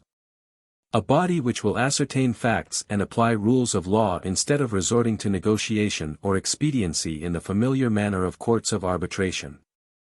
The growth of this desire is manifested in the records of the two Hague conferences. In 1899 it was but necessary to suggest the creation of a world court to have it promptly put aside as impracticable. After a lapse of but 8 years the 1907 conference adopted the following: the conference recommends to the signatory powers the adoption of the project hereinto annexed of a convention for the establishment of a court of arbitral justice and its putting in effect, as soon as an accord shall be reached upon the choice of the judges and the constitution of the court. This received the unanimous support of all the conferees. The happy result obtained is largely attributed to the work of the American delegation in its effort to carry out the instruction of Secretary of State, Elihu Root. Which instruction reads as follows: it should be your great effort to bring about in the Second Hague Conference a development of the Hague Tribunal into a permanent tribunal, composed of judges, who are judicial officers and nothing else. and who will devote their entire time to the trial and decision of international causes by judicial methods and under a sense of judicial responsibility. The 1907 Hague Conference declared that international arbitration has for its object the settlement of disputes between states by judges of their own choice, and on the basis of respect for law. That mode of obtaining the personnel of an arbitration court may be eminently proper, as arbitrators only too often act as negotiators and not as judges, trying a cause on its merits. But causes that are justiciable should not be 82 tried before a body of judges, especially chosen by the litigants. Under the rules and constitutions agreed upon in the Hague Convention, there is no stipulation as to the number of signatories required, or of states that shall adhere, in order to make the plan available. Today, under that convention, any number of the participants, who may find themselves in accord as to the number of judges to be chosen and the manner of their selection, may complete the unfinished work of the conference by establishing a workable court at The Hague. While the Hague Conference failed to agree upon the number of judges that should constitute the International Court, yet 15 appeared to be the favorite number in the minds of the conferees. The difficulties encountered by the conference in attempting to constitute a court were great. Many plans were submitted. The delegation from our own country presented no less than 10 distinct plans, any one of which the delegation would have supported rather than have the conference fail in completing the establishing of a court. One of the plans submitted to the conference provided that each state should name one judge. This would have made an unwieldy body, a judicial convention instead of a judicial court, as was suggested by an American delegate. Another plan submitted provided that each state should designate an elector from the Permanent Court of Arbitration, and that these 45 electors should select 15 judges, to constitute the court. This seems fair, and there can be but little doubt that a court so chosen would have been a competent body. Article 15 of the Convention establishing the International Prize Court, provides, that each of the 8 nations, generally known as the world powers, shall always be represented, or in the language of the Convention, are always summoned to sit. While Germany, Austria-Hungary, Italy, Russia, France, Great Britain, United States and Japan are the great world powers, they are not the 8 powers with the largest commerce. Belgium exceeds 3 and the Netherlands exceed 4 of the world powers in their respective aggregates of commerce. The majority of questions or controversies brought before a judicial court will doubtless arise through commercial channels. The experience of the United States may be cited as an encouragement for small states to trust the other and more powerful states and to join with them in the selection of 15 judges. The sections or states from which members of the United States Supreme Court are appointed seem to be a matter of absolute indifference to the American public. 48 states represented by 9 judges. Each of these 48 states is about as near a sovereign entity as are many of the states represented in the Hague Conference. It is confidently believed that the several nations would strive with each other to give to an international court their best men. This would be especially true of those states, whose limited population and restricted commerce would not alone entitle them to a national on the bench. The necessity for an international court is so obvious that it need not be discussed. The delegates of 45 states would not have supported it at the Hague Conference, if there had not been a great desire, and a growing demand for it. The decisions of the court in causes brought before it will not exhaust all its usefulness. The laws which largely govern the Anglo-Saxon race have grown out of customs sanctioned by judicial decisions. It may be surmised that not a generation will have passed after the inauguration of an international court, before international law will have assumed a stability to which it has not hitherto attained. If, at some future Hague Conference, a convention shall be voted prohibiting belligerents from committing, in reprisal, acts which are otherwise prohibited by international agreement, it will be a long step forward, and will remove a pretext for the violation of international law. At present, almost 83 any wrong may be legally committed by belligerents under the pretext of reprisal. That the civilized world should desire the court, and that the delegates from all the nations at an international conference should unanimously support the effort to create the court, are encouragements for us all to believe that a plan can be evolved that will meet the emergency temporarily, even if far from perfection. Quoting, in substance, a remark of a great statesman, even if one's hopes may not be realized at once, that is no reason why we should not press forward in the direction in which we see possible success. What is impossible today may become possible tomorrow. The minimum number of nations required to successfully inaugurate a court of arbitral justice. By Harry A. Garfield. The proposed court of arbitral justice is one which deals with rules of right existing or to be hereafter set up between sovereign nations.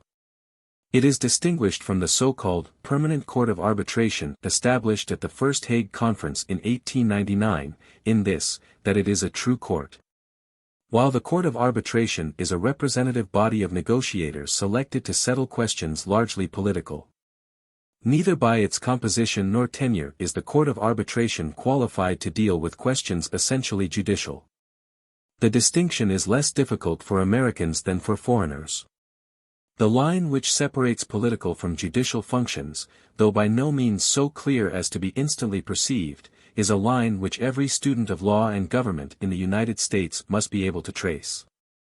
The settlement of a boundary dispute, of trade or industrial questions, while involving judicial questions, is usually, in international affairs, a question essentially or chiefly political.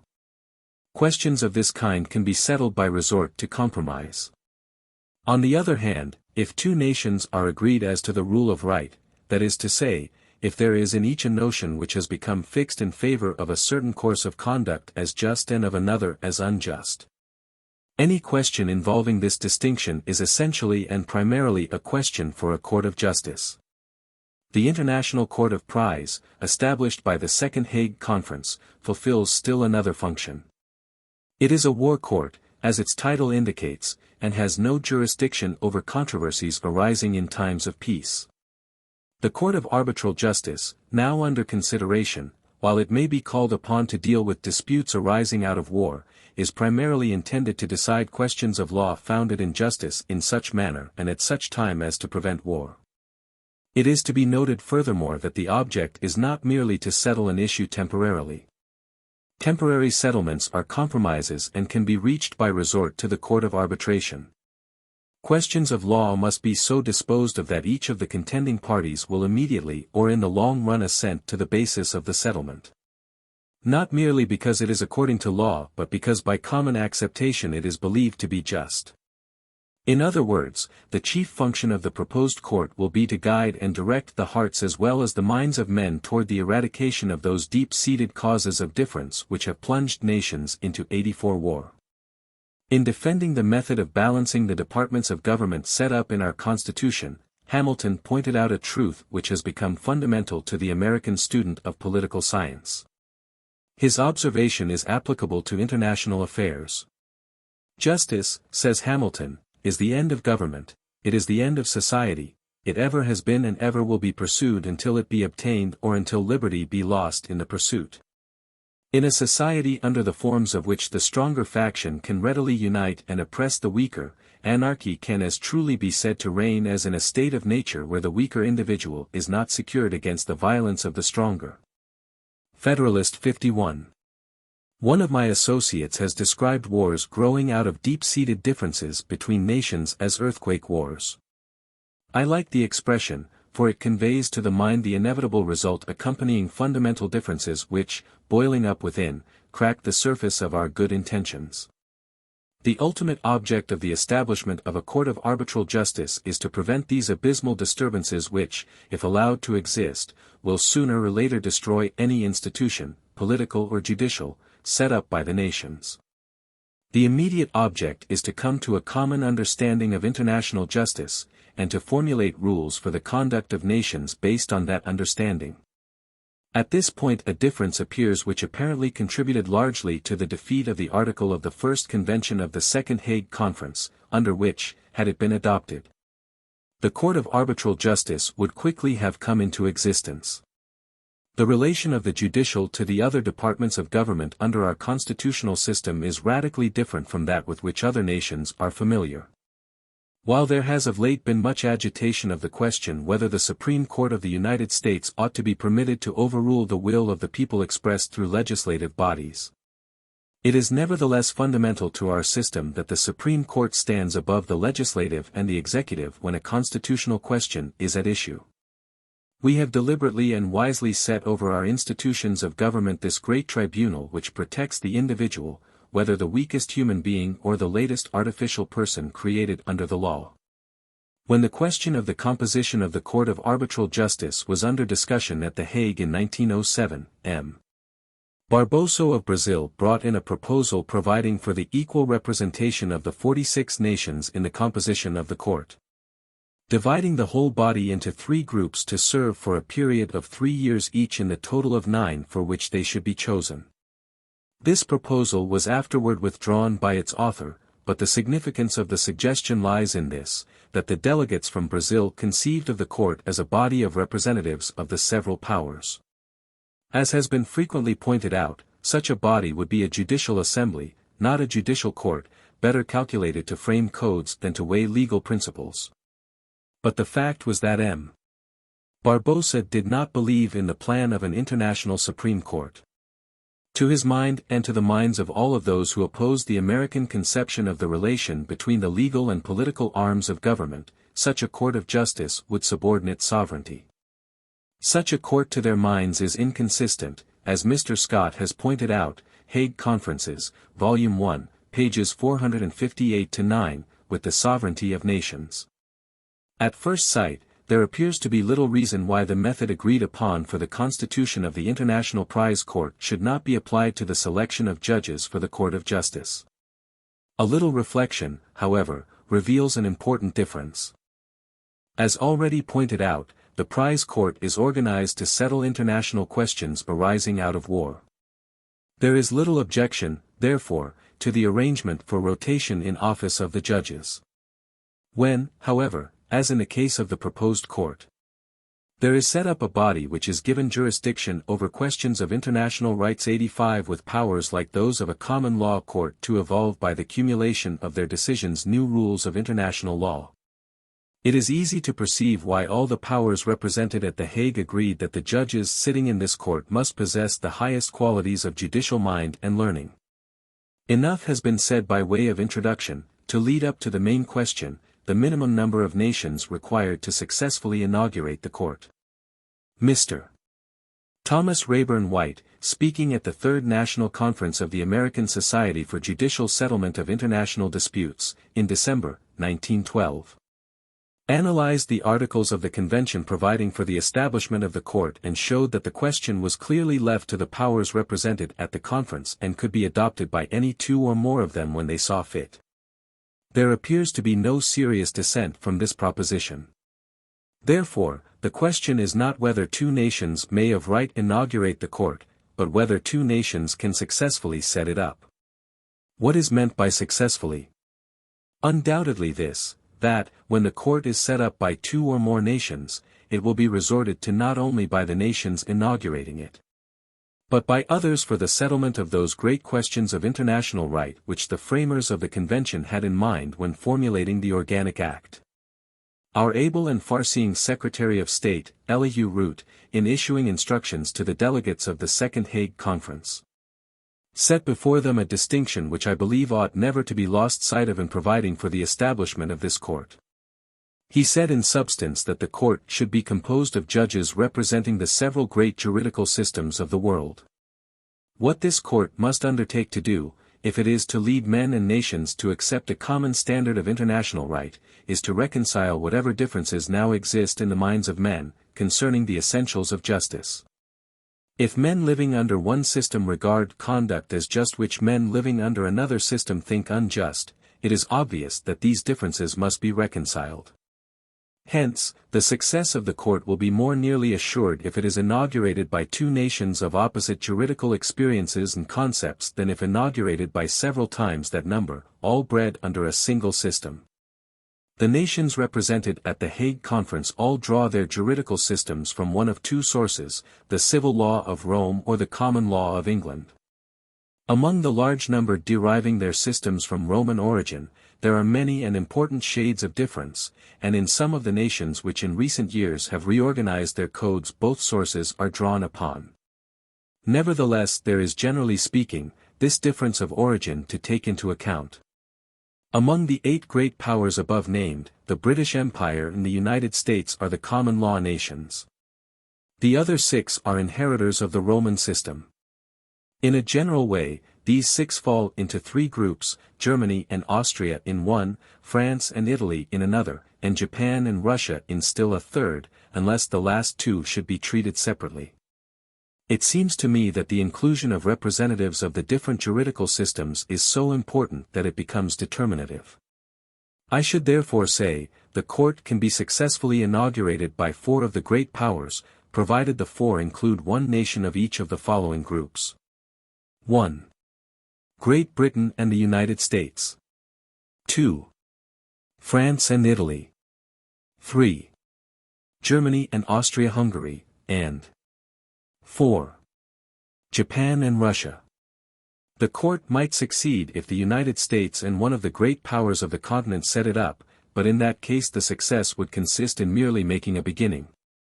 In keeping the court alive until others should join in its maintenance, whereas, with 4 nations uniting as above proposed, with the opportunity open to others to come in, a strong beginning would be made, in other words. The proposed court could be successfully inaugurated. 86. The breakdown of culture as a redemptive force. All thinking and serious people must, in the past year, spontaneously have reflected upon the shocking incongruity of the most cultured nations of the earth, Germany, France, England, Italy, and in many respects, Russia and Japan, being engaged in a warfare which has no parallel in all of humanity's previous pages. Hitherto we have been assured that culture, science, literature, art, music, the drama, invention, discovery, technical advance, governmental efficiency, social reform, and all that belongs to the educative phases of man's progress, constituted all the gospel we needed, and could be relied upon in any event as the mainstay of civilization and the true inspiration of man's upward and onward course to higher and still higher degrees of attainment.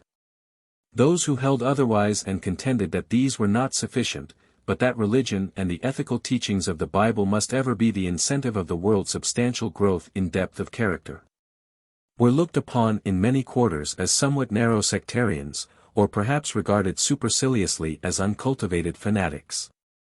But the failure of culture and mere intellectualism to secure man's salvation is so evident and appalling in the light of what is happening on the blood-soaked soil of Europe, that the contention of the secularists has received an answer which is indisputable and conclusive.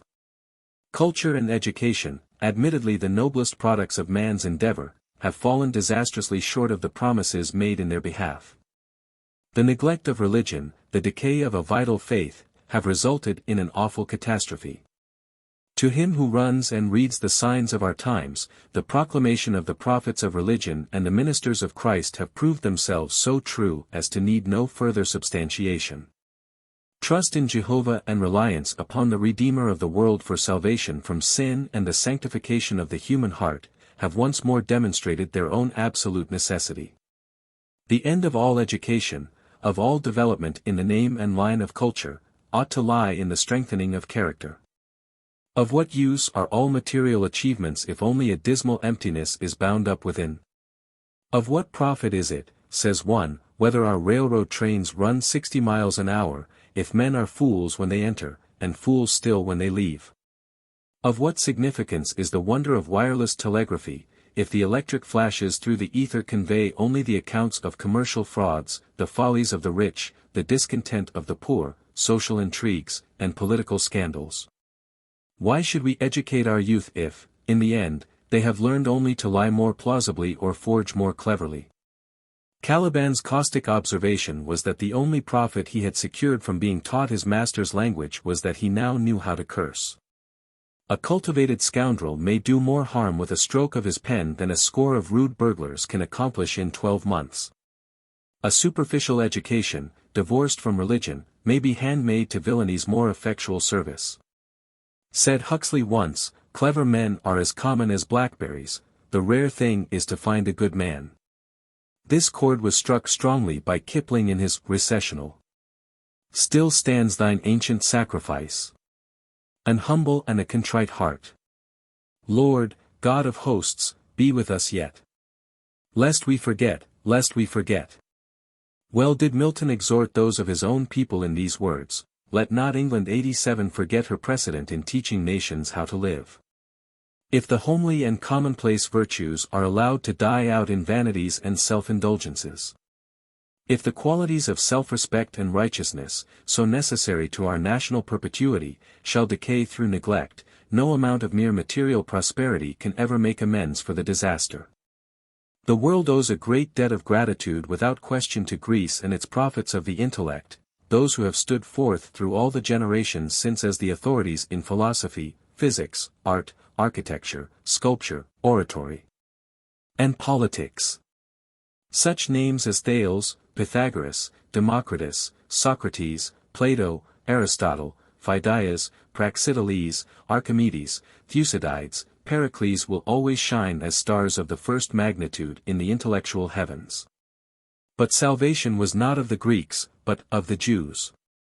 When we turn to the pages of the psalmist, the prophets, and the evangelists, we scarcely shall find a word about philosophy, geometry, music, painting, the science of politics, or the construction, constitution, movements, and mysteries of the physical universe.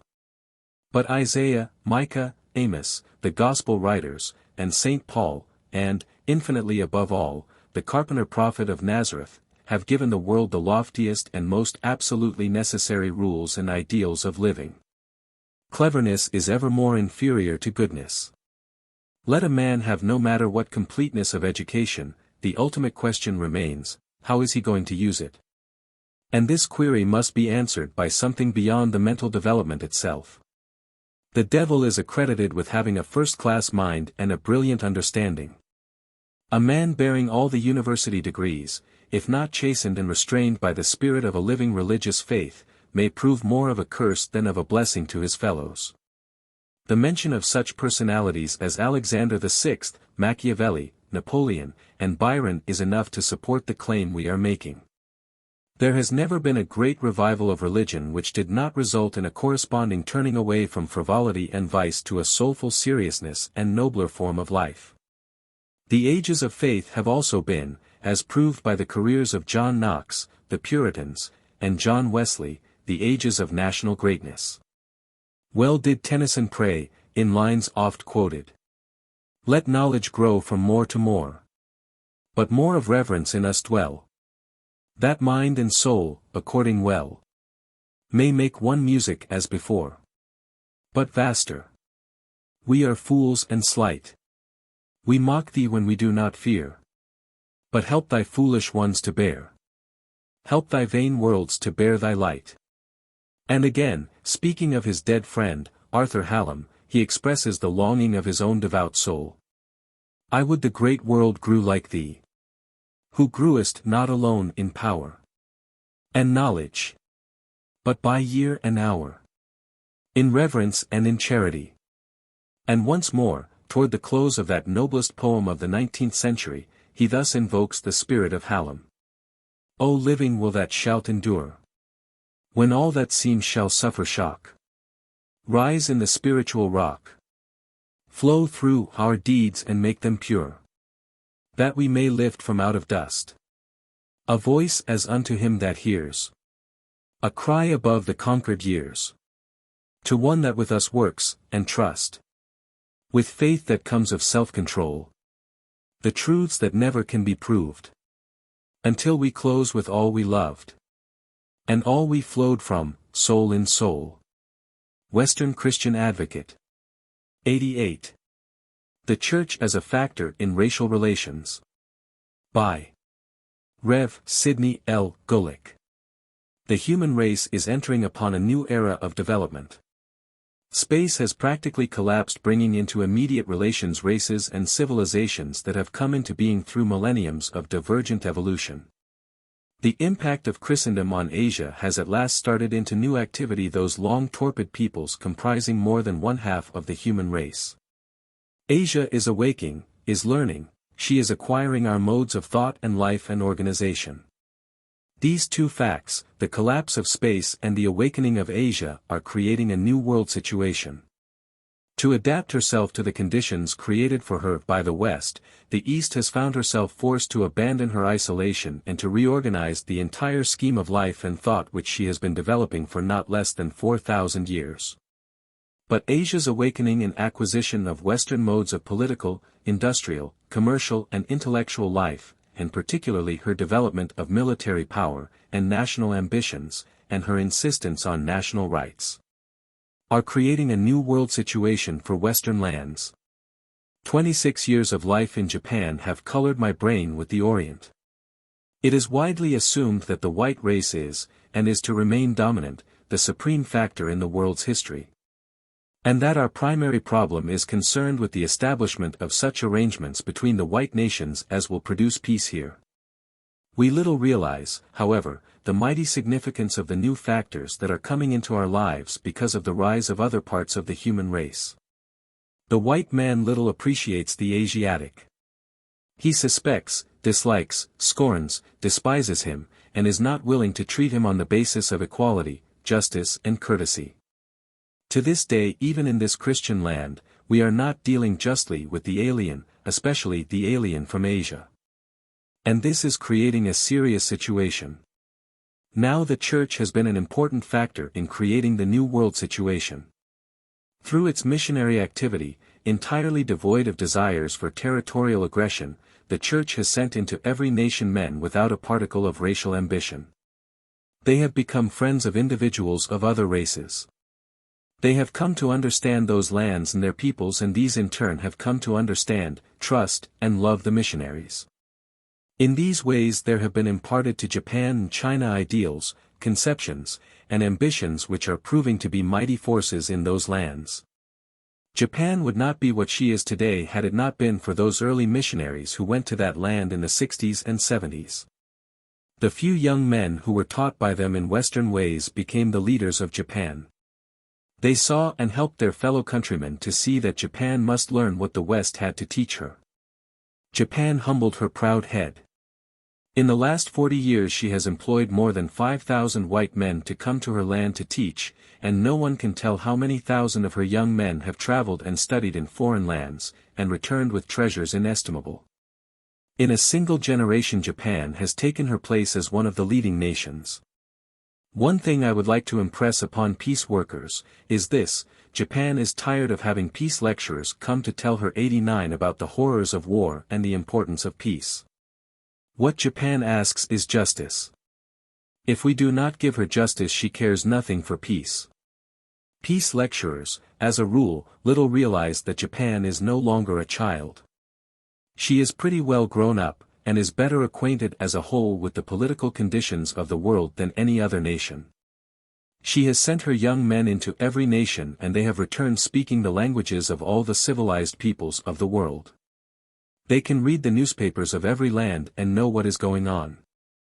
The news of the world is better presented in the newspapers of Japan than it is in the majority of our papers in this country. Japan is no longer a child. She understands the world situation and realizes it. But because Japan is Asiatic, we suspect and fear her, we even get hysterical about her. Once when the anti-alien legislation of California was the cause of international tension, one of our generals is reported to have asked for 450,000 troops with which to patrol the Pacific coast, fearing an attack from Japan. This reveals an extraordinary misunderstanding. Japan desires friendship with America and will do anything consistent with national dignity and honor to maintain friendship. During the last 5 years she has consistently carried out the so-called gentleman's agreement, because of which there are some 7,000 less Japanese in America today than there were when the arrangement went into operation. California, however, ignoring that fact, went ahead with invidious race-discriminating legislation. Japan does not want any more preachers of peace. She wants preachers of justice. For 60 years now we have had relations with Japan and they have been remarkably friendly. Today we have China's unqualified friendship. We returned a few years ago to China the Boxer indemnity. In the 70s, we returned the Shimonoseki indemnity to Japan. These splendid acts have been highly appreciated. But do you realize that we are losing Japan's friendship and in turn will surely lose that of China, because we are not keeping our treaty pledges? Do you realize that we are continuously subjecting the Chinese in our land to indignities that deeply wound their feelings? We are confronting a serious situation, serious because we are so ignorant and so indifferent. So much in regard to the problems. Turning now to the solution. Ought not the Church to be a main factor in solving the problems of the new era in race relations? It should teach us with new insistence that God is no respecter of races. All alike are his children and beloved by him. It is so easy for a people to think of themselves as God's pet child, even as the Jews thought of themselves as the elect race. We white people regard ourselves as inherently superior to all others. We are, however, profoundly ignorant of the Asiatic and therefore we scorn and despise him. We easily fancy that a gulf divides us. There is indeed a difference between us, but it is not such a difference as is generally assumed, nor is it insuperable. My life in Japan has brought me into such relationship with Japanese that I am perfectly clear on this point. To talk about an insuperable obstacle, a profound gulf that separates the East from the West is the result of insufficient experience. One of the important things, therefore, which the Church can do and is doing through its thousands of foreign missionaries is to gain wide and real knowledge of the East as it has been and as it now is. And then to impart that knowledge to the nations of the West. The second great thing which the Church can and should do is to insist that our laws shall be so framed and administered as to do justice to Asiatics in this land. Until we do that, can we claim that ours is a Christian land? As a matter of fact, we do not grant the Asiatic a square deal in this country nor give them an open door, yet we demand them for ourselves over there. We do not even give them the courtesy which we secure. The Asiatic is more sensitive to slight or 90 insult than we are. We are thick-skinned. In their civilization courtesy is a highly important element. But we go on in our blunt ways wounding their feelings, and even disregarding their rights. Is it not time for our churches to insist that our laws shall be so modified, framed, and administered as to do them justice and to deal with them courteously? The Church is facing a new testing time and a new time of opportunity with regard to the relation of the races. The first great testing time of the churches occurred immediately after Pentecost when Jewish Christians thought that Gentiles had to become Jews before they could be Christians and brothers. But the Holy Spirit led them to see that all men are brothers, without becoming Jews, and those early Christians learned even to eat with Samaritans and with Gentiles, they welcomed them into their brotherhood. Now it is the white man who feels that he is the elect race and has special hold upon the grace of God, he looks down upon other races as inferior. But God is teaching us our error. The Asiatic is indeed our equal. I would just as soon sit at the feet of competent Japanese professors as I would at the feet of professors of German or American extraction. We are discovering that Asiatics are as brainy as we are, and that they produce men of splendid character. But it is a question today whether and how far our churches are willing to accept the fact that men of other races and colors and even with almond eyes, are our equals. This is a new testing time for the churches and also a time of rare opportunity. Possibilities and Limitations of a World Court. By William Dudley Falk. In considering the possibilities and limitations of a world tribunal, an American naturally turns his eyes to the experience of his own country, especially to the development of the Supreme Court of the United States. The history of the development of our national constitution and judiciary out of the mere league organized by Articles of Confederation foreshadows in its general features the course which mankind is likely to take in organizing some coming federation of the United States of Europe or of the world. For the balance of power statesmanship which has prevailed since the Middle Ages lead to a condition of very unstable equilibrium which cannot and will not continue forever. The civilized world was a great empire once and it will be at some period hereafter either a great empire, with nationalities subjugated or extinguished, or else a great federation with nationalities recognized for local and national purposes, but subject to one general control for international purposes. The gradual union of mankind in larger and larger units, first the family, then the clan, the tribe, the city, the nation, and finally the empire or the great federated republic will have its final completion in a world empire or a world federation. That will be the only way in which war will ever become extinct, and the history of our own confederation and our subsequent federal union is pointing out the method in which this world union can best be established. Of course, we realize that such a change cannot take place at once. Very few stones in this gigantic structure can be laid at one time. Many harvests will ripen and the snows of many winters will 91 cover the earth before the majestic fabric of a world state shall lift its dome to heaven. But the foundation courses have already been laid in the Hague conferences and the panel of judges, and the one thing most practicable today to further the building of this tremendous edifice is the establishment of a permanent world court.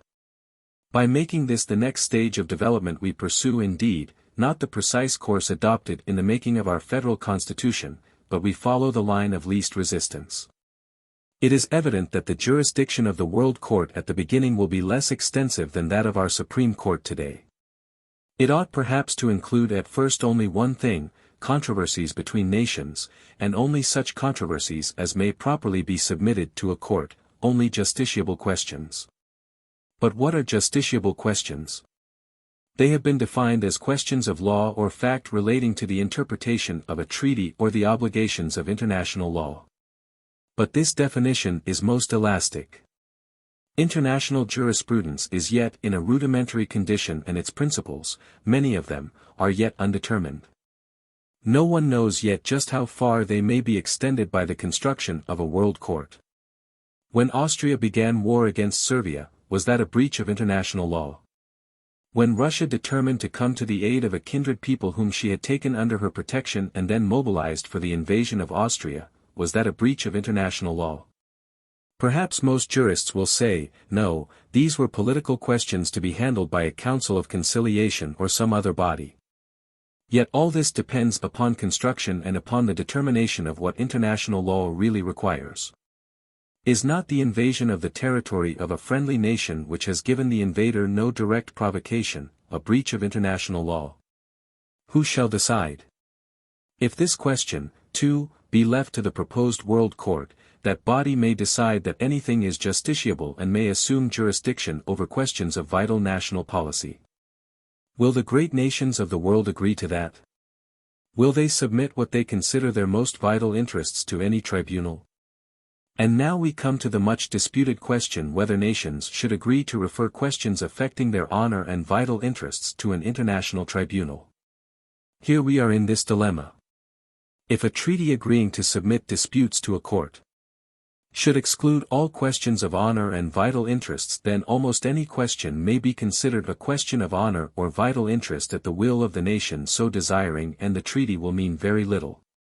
On the other hand, if questions of honor and vital interest are included in the things to be submitted, then if a real vital interest is affected, the probabilities are very strong that the decree of the court will not be acquiesced in by the losing party.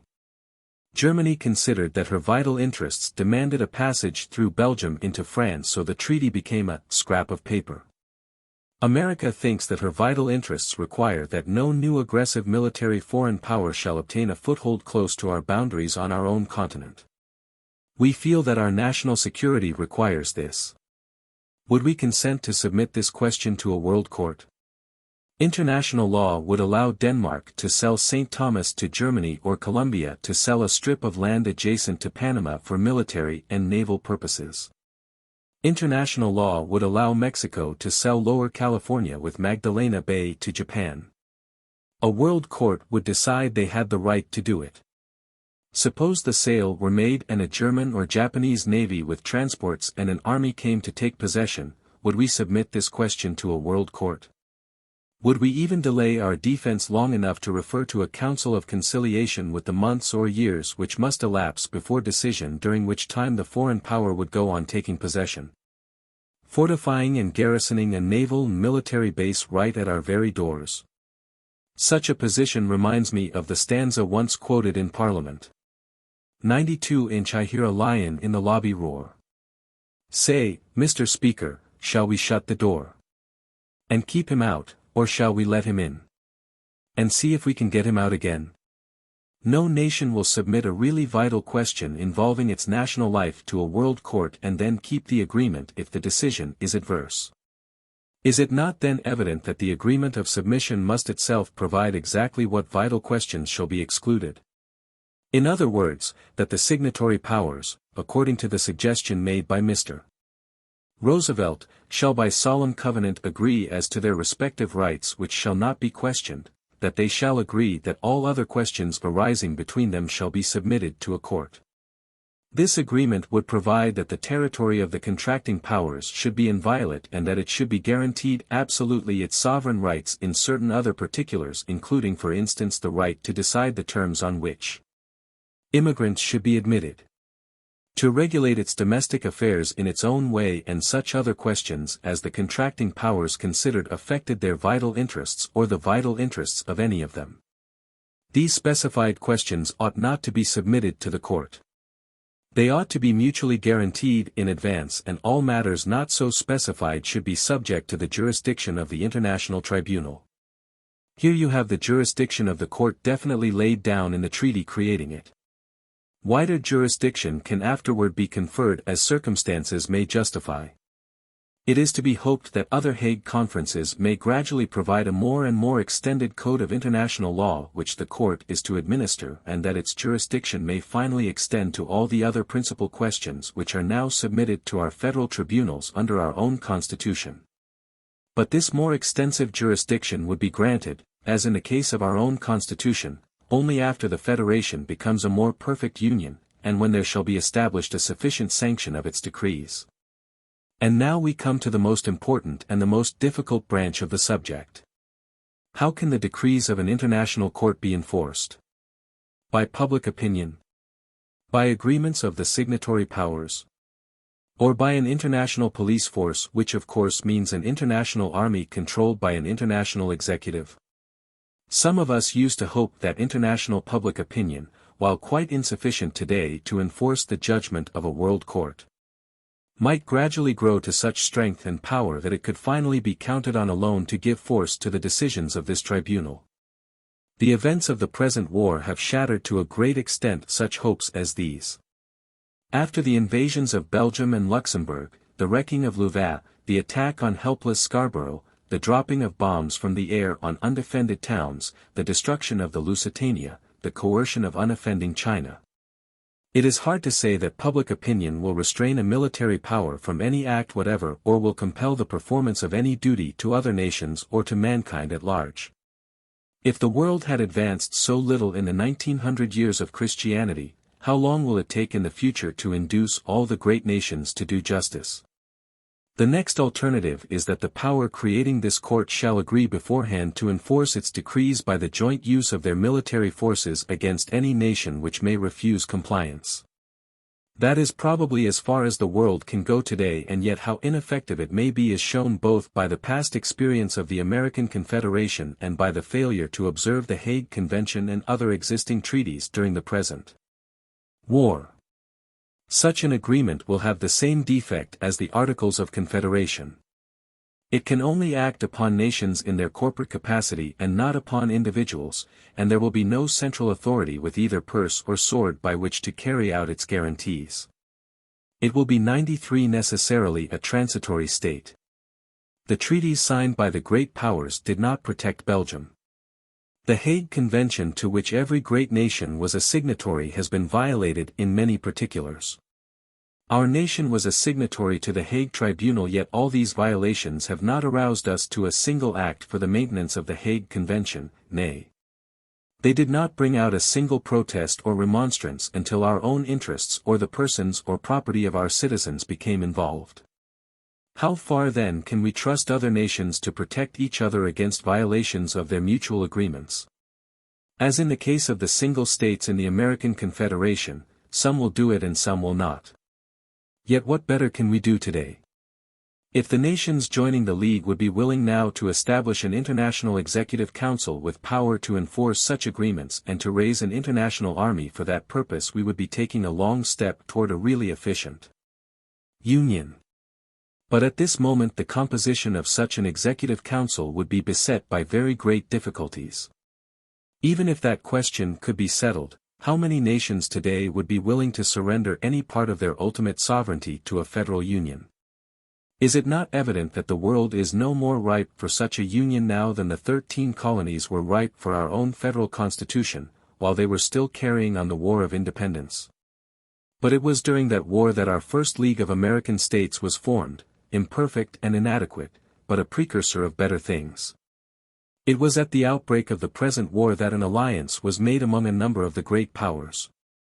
It is at the conclusion of this war that we may hope for a league among many of the most powerful nations for the maintenance of peace. A league, imperfect and rudimentary at the beginning but which may well develop, when its imperfections have been realized and the necessity of a more perfect union becomes clear, into a worldwide confederacy, which shall have a full dominion over the nations that compose it, as our federal union now has over the states of the American Republic. But even then the whole work will not be done. Insurrections and rebellions, like our own Civil War, may be required to consolidate that union more and more firmly before the time shall come when nations shall not take up arms against nation. Neither shall they learn war any more. How large is a rose? I said to a gardener old one day. How large is a rose, how large is a rose? He measured 1.5 inches each way, and kindly smiled as a gardener may. Measured by inches I should say. That's the size of a rose. I said to a bride one night in June. How large is a rose, how large is a rose? By the memory sweet of an old love tune, and the vows that were pledged by the light of the moon. Measured by these, all passed too soon. Ah, that's the size of a rose. But still my question perseveres. Oh, sorrowing one, how large is a rose? And withered and dead as her hopes and fears. She showed me the roses of other years, the blighted blossoms bathed in tears. Ah, that's the size of a rose. I said at last, oh, heart my own, how large is the rose, sweet Sharon's rose? Measured from Calvary's suffering moan, where mortals weep o'er their sins, and groan, up to Emmanuel's conquering throne. Lo! That's the size of the rose. James Albert Burchett. 94. The Business Man in Politics. By John Hayes Hammond. In our last Congress, out of 96 members of the Senate and 435 members of the House of Representatives, only about 70 legislators were classified as businessmen. This means that the Congress of the United States cannot be regarded as a genuinely representative body. To make it such, we should have a much larger representation than we have of the business class in the broadest sense of the term, that is, not only manufacturers, merchants, and bankers, but also farmers, engineers, leaders of labor organizations, scientific men, journalists, physicians, educators, and men of other vocations influential in the life of the nation. This conception of the proper makeup of our legislative bodies is a comparatively new and unfamiliar one. Partly because it has been felt that legal training and practice in applying the laws in courts made men particularly fitted to be lawmakers, and partly because until recently decidedly few business men have attracted public attention by reason of their knowledge and skill in handling questions of government. The old idea of the statesman was that he ought to be detached from the active everyday interests of the community and thus be in a position to give his attention to general matters of public and national policy. The present generation, however, has been coming to realize that most of these matters are directly or indirectly related to the business of the citizens of the country, and that the wise determination of them involves taking into account the principles and the necessary practices of business. Hence the subject of the place of the business man in politics is becoming one of compelling interest, not only because of patriotic considerations, but also on account of the enlightened self-interest which should serve as a guide in legislation for the benefit of the country as a whole, as well as of the individuals who are its citizens. For his comparatively small representation in legislative halls the business man himself is largely to blame. There has been a lamentable lack of interest on the part of American business men as a class in our country's political affairs. By many of them politics has been regarded as having merely an academic interest, so far as they were concerned, by others politics has been held to be an unclean vocation. In a way, however, these allegations about the character of politics have been only convenient excuses for failure to take a proper part in public affairs. Generally speaking, the plain, unvarnished reason for the failure of businessmen to discharge their political duties has been their unwillingness to make the necessary sacrifices of social pleasures, of money, or of present business opportunities. Businessmen who allow such motives to dominate their actions are simply shirking their civic responsibilities, are essentially disloyal to the community from which they derive their support, and should be so stigmatized by their fellow citizens. Still less justifiable than the indifference to politics which has just been described is the habit which too many businessmen, especially those controlling large corporations, have permitted themselves to fall into. Of dealing with political and legislative matters at second hand and by indirection. This habit, fortunately for the country, has of late been greatly diminishing because of the strong condemnation of it by enlightened public opinion.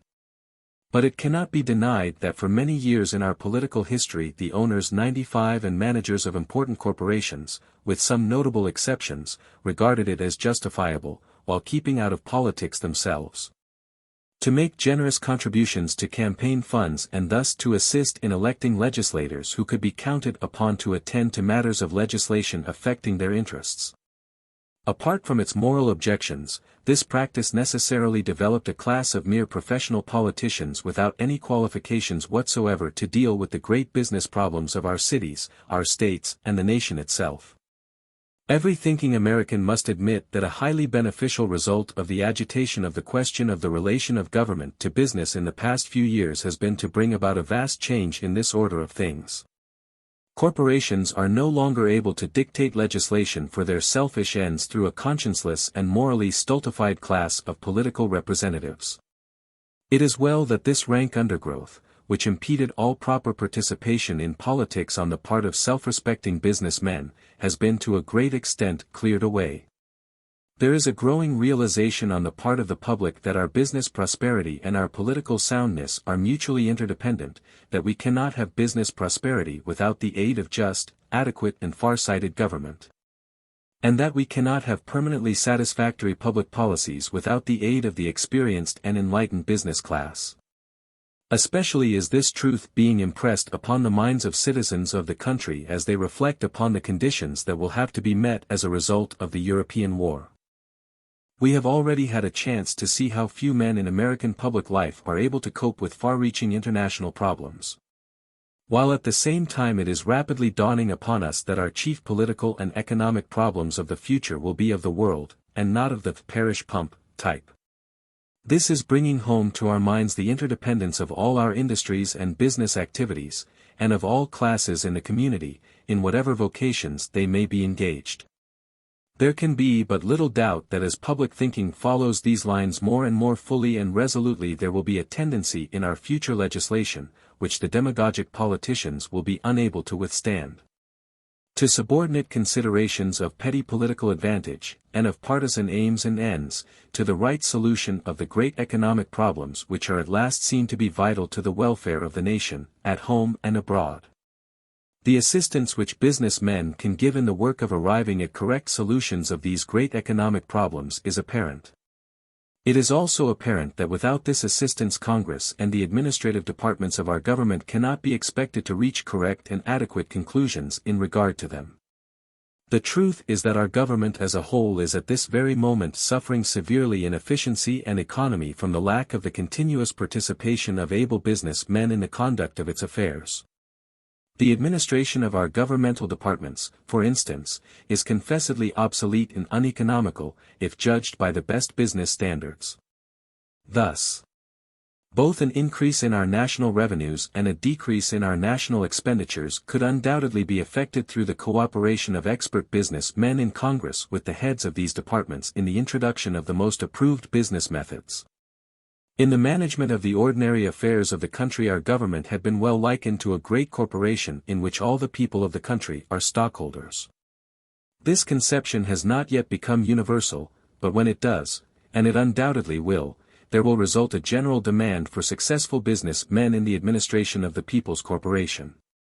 This, however, will be only a part of the demand that will arise when it is more fully appreciated how impossible it is to arrive at sound public policies and practices with respect to any matter, domestic or foreign, affecting the country, without having due regard for the business principles 96 which control the means by which almost all the material and ideal benefits of society are procured.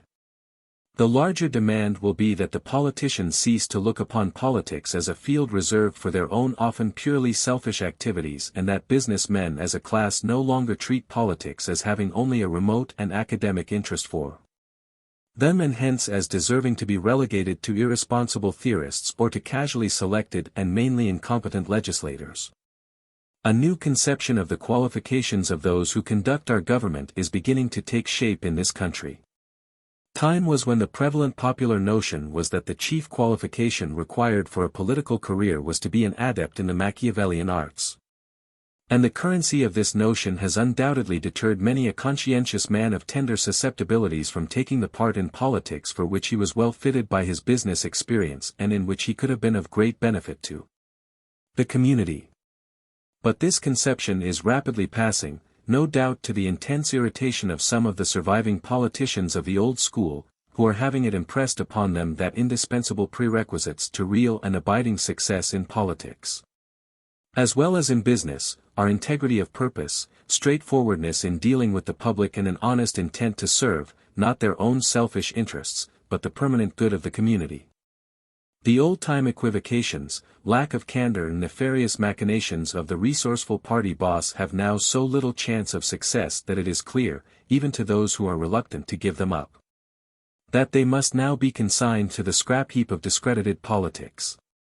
And it is this very fact that removes the most disagreeable obstacles from the way of the able yet scrupulous businessman who feels impelled to do his share towards making politics subserve the best interests of the country. The consequences of the tendencies just described are already observable in our public life.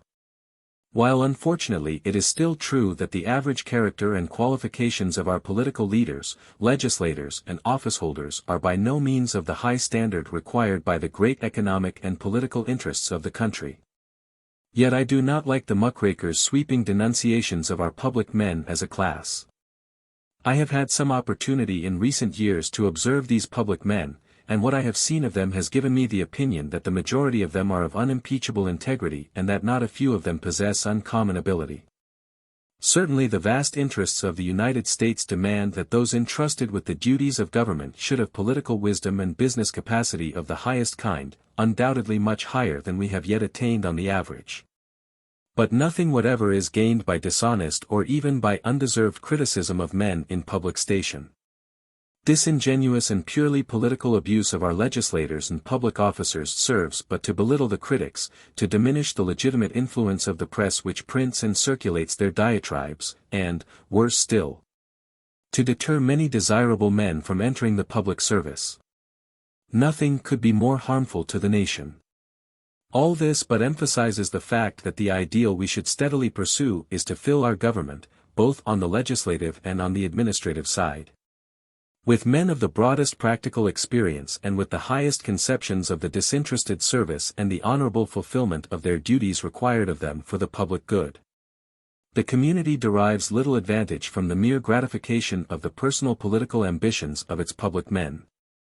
Politics, rightly conceived, cannot be regarded as primarily intended to afford a field for those whose motives, even if not illegitimate, are characterized more by a desire for self-advancement than by a sense of obligation to handle the nation's affairs in the soundest and most efficient way.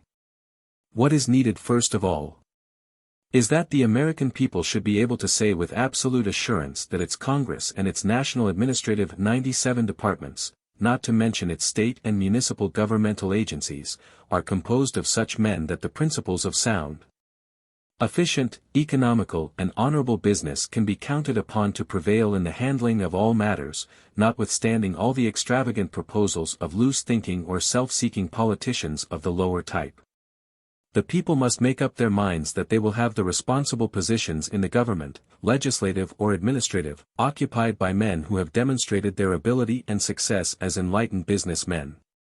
Already in the selection of political leaders our voters are beginning to call for men about whose personal integrity there is no doubt, men above the influence of the selfish and unscrupulous corporations, on the one hand, or the dictation of the so-called labor vote, on the other.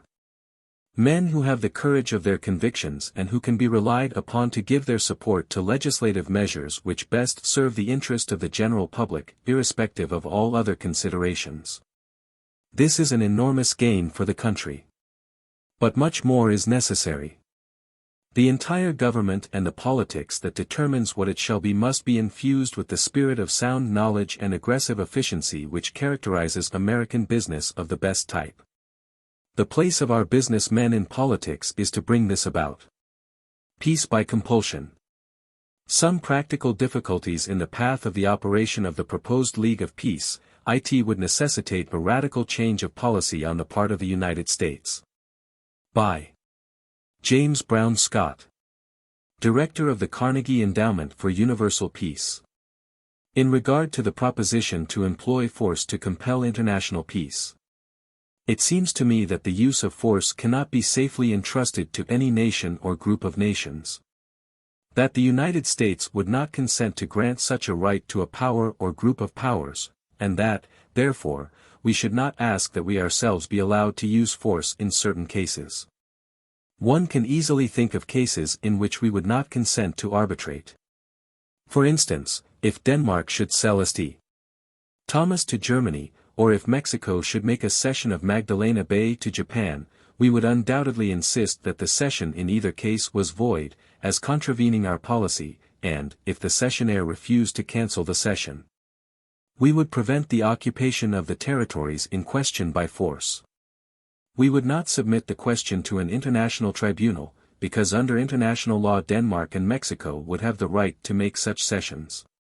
We could not or would not submit the question to a council of conciliation, because its recommendation would be against a policy which the people of the United States insist upon. If the foreign country insisted upon the cession and took possession, as it would have the legal right to do, war might result. There are other illustrations. I merely mention two which have figured from time to time in the press.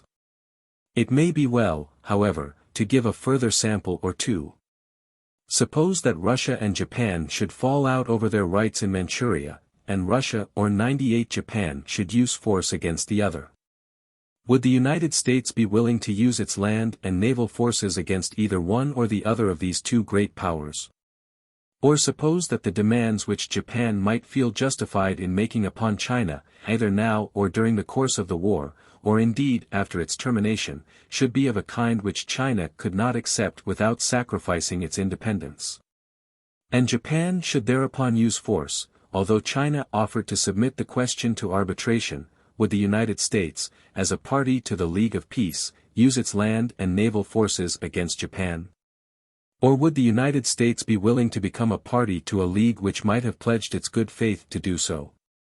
And speaking of the proposed League of Peace, I notice that its partisans do not contemplate the use of force to compel the execution of a judgment. Force is to be used to get the parties into court or before the Council of Conciliation.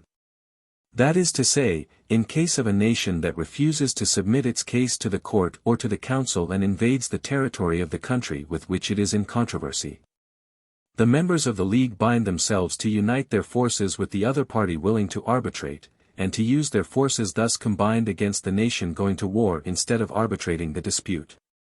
If public opinion can be depended upon to execute the award, cannot public opinion be depended upon to force nations into court, if only the controversy be made public and public opinion be given a chance? The suggestion of a League of Peace is very attractive in that it does not propose any particular kind of solution, but contents itself with the statement that the difference, whatever it is, shall be settled peaceably, leaving it to the parties in dispute to determine the form and nature of the adjustment. Some of the speakers at the Philadelphia gathering, in referring to the proposition of using force against a recalcitrant nation, admitted that the United States would need to change its policy in order to become a party to the League. but felt that the United States should be willing to do so. I gather the impression that such speakers had in mind the use of force by the United States against other countries. Not the use of force by other parties to compel the United States to settle a dispute peaceably which our people might be unwilling to arbitrate or submit to a council of conciliation. We might be willing, for instance, to combine with other nations to use force against a weak power, but I doubt whether we would be willing to use force against a nation such as Germany over the Serbian question. And I feel sure that we would be unwilling to allow foreign nations a right to use force against us. The Militarist. By John Edward Auster. A militarist is a blind, heartless, soulless, murderous, irrational being. He is not a man. He is a savage either in heart or manners or both, and is not even a brute, for a brute kills only in self-defense, or for the want of food. He has the feelings, thoughts and inclinations creditable to the worst beast, but not to civilized man. Without the slightest doubt, the lowest occupation that a man can have is to be a militarist, and it matters not if it is his vocation, avocation, or, whether he is merely an abettor, accessory or accomplice. When he becomes active he is a 99 soldier, and then he can no longer distinguish right from wrong, and as far as humanity is concerned, he ceases to think, and is not allowed to reason under any circumstances. And his only alternative is obedience to the commands of his superior, or he is shot with less compunction than a stray dog. Uncompromising obedience is the first law of militarism, consequently, he obeys without hesitation when ordered to fire on his fellow citizens, on his nearest friends, on his fond children, on his aged parents, or even on his beloved wife. When he is ordered to fire down a crowded thoroughfare where poor non-combatants and emaciated victims of military rule are clamoring for bread, he instantly obeys and sees the wrinkles of old age filled with gore, and the gray hair of fathers and mothers stained with red blood, and streams of life blood gushing from the mangled breasts of helpless women, feeling neither pity nor compunction of conscience. The militarist is responsible either directly or indirectly for the state of mind which causes these cruelties. The mind is so calloused by the spirit of inhumanity which the militarist fosters, and by the atrocities which according to his reasoning he rightfully practices, that without giving a thought, he will, when appointed as a member of a firing squad to execute an illustrious hero or public benefactor, shoot him down without hesitation, although knowing that the bullet kills one of the noblest men who ever lived on earth. The militarist thinks in terms of bloodshed, and measures everything in terms of force, hence, his encouragement of the use and application of murderous machinery and methods by the nations of the earth.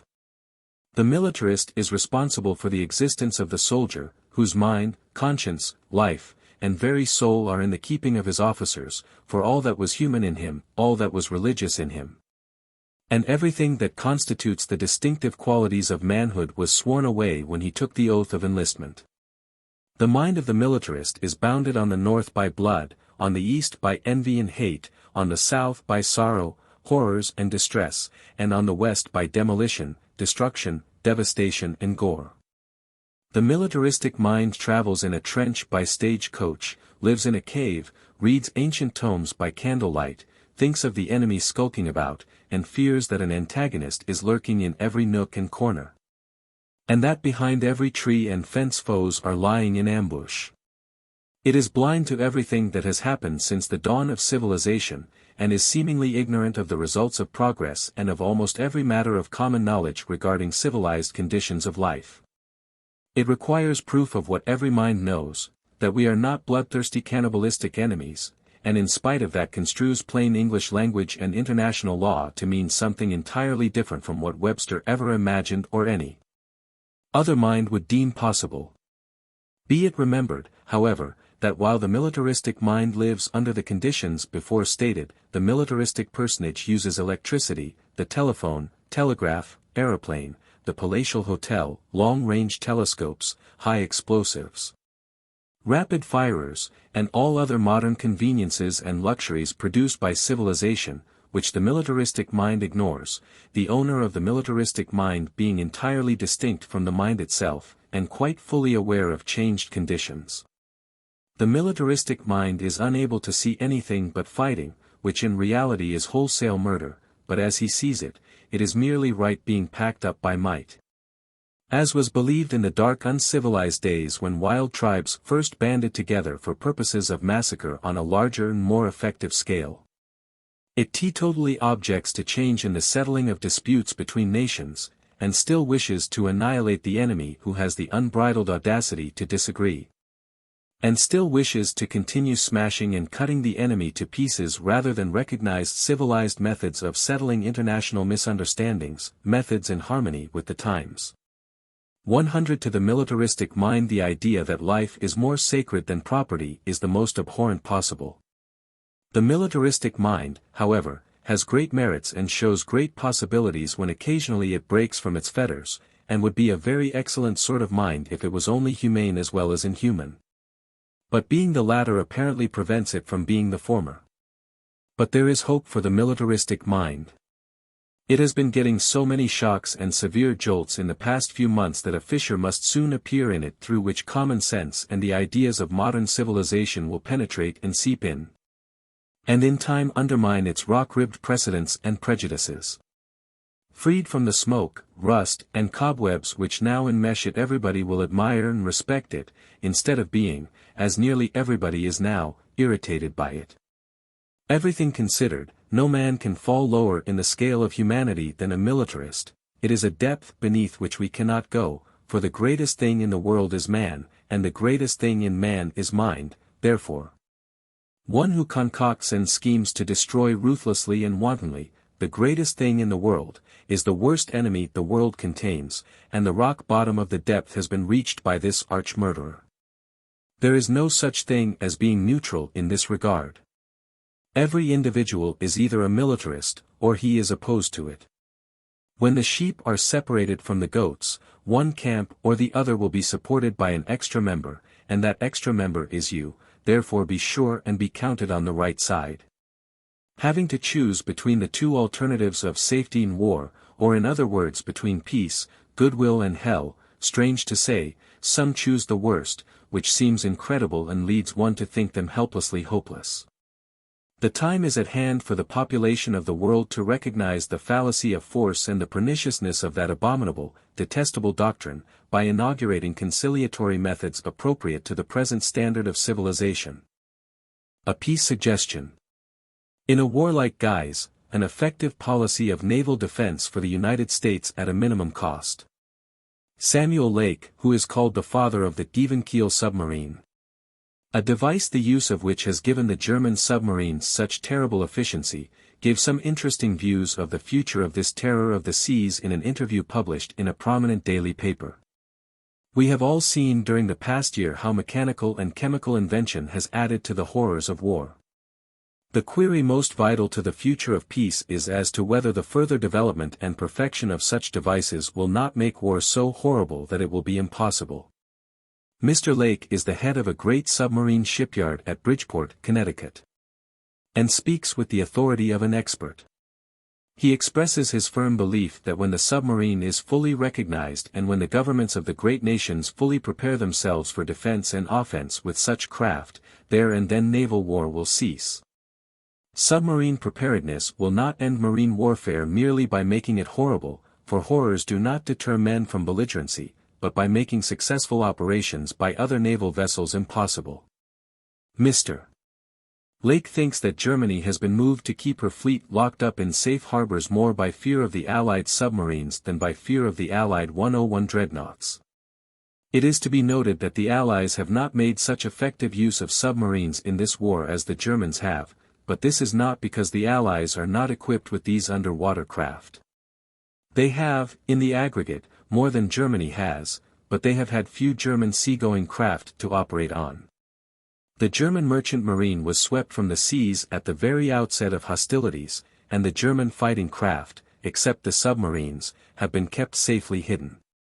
Applying his theory to the elucidation of a proper defensive policy for the United States, Mr. Lake says, the United States can make itself so strong that it will be practically beyond attack by providing itself with a sufficient number of submarines of a defensive type. In this view, the creation of a big submarine navy by this country would not be a policy of aggression, for the submarines cannot be effectively used to attack shore defenses or to land armies abroad. But it would be simply a provision of prudence to guard our own shores from hostile fleets and hostile armies. A fleet of submarines, provided with sufficient freeboard and buoyancy to permit themselves to ride at anchor comfortably in all weathers, fitted with submarine signals, searchlights, sound-receiving apparatus and wireless. If there were enough of them to form a cordon about the city or harbor to be defended, could not, in Mr. Lake's opinion, be beaten. He estimates the number needed for the effective defense of our east and west coasts at 150, the cost of which would not be more than the cost of 5 superdreadnoughts. He also believes that the speed of the submarines can be developed to 25 knots an hour, which is the maximum speed of the larger and heavier craft of the great navies. This would enable them to surround the big battleships coming near our coast, and in many cases to pursue them farther out to sea. The smaller ones could be shipped by rail if it should be found necessary to quickly concentrate a fleet of undersea boats at any particular point on sea coast or lake or river. These smaller submarines Mr. Lake calls amphibious boats, and they would be in addition to the large submarine craft stationed in or near the harbors. In a comprehensive statement of the general merits of this plan of national defense, the inventor says, "The moment a hostile fleet appeared near any port, submarines could be rushed to that port in such numbers as were deemed necessary, and they would get the hostile fleet. No doubt about it. Really, for coast defense, such a fleet of submarines could be more speedily mobilized than the fastest fleet of battle cruisers and super-dreadnoughts. If an attack threatened Charlestown, submarines could proceed by rail from New York at 35 miles an hour, in certain safety. Delivery of such boats as I refer to could begin within 9 months, and 3 or 4 a month could be delivered thereafter, using only existing facilities. We have plenty of shops which could turn out the gasoline engines they would need. Diesel oil engines are superior, for a boat can be run twice as far on a given quantity at 1/5 the cost, and the heavy oil used in diesel engines is non-explosive. But the disadvantages of gasoline could be largely overcome by carrying the fluid in tanks outside the boat. Thus a supply for 500 miles of cruising could be carried without danger. I believe this suggestion for the provision of amphibious submarines to be the most important suggestion for the defense of the United States which has been made in many years.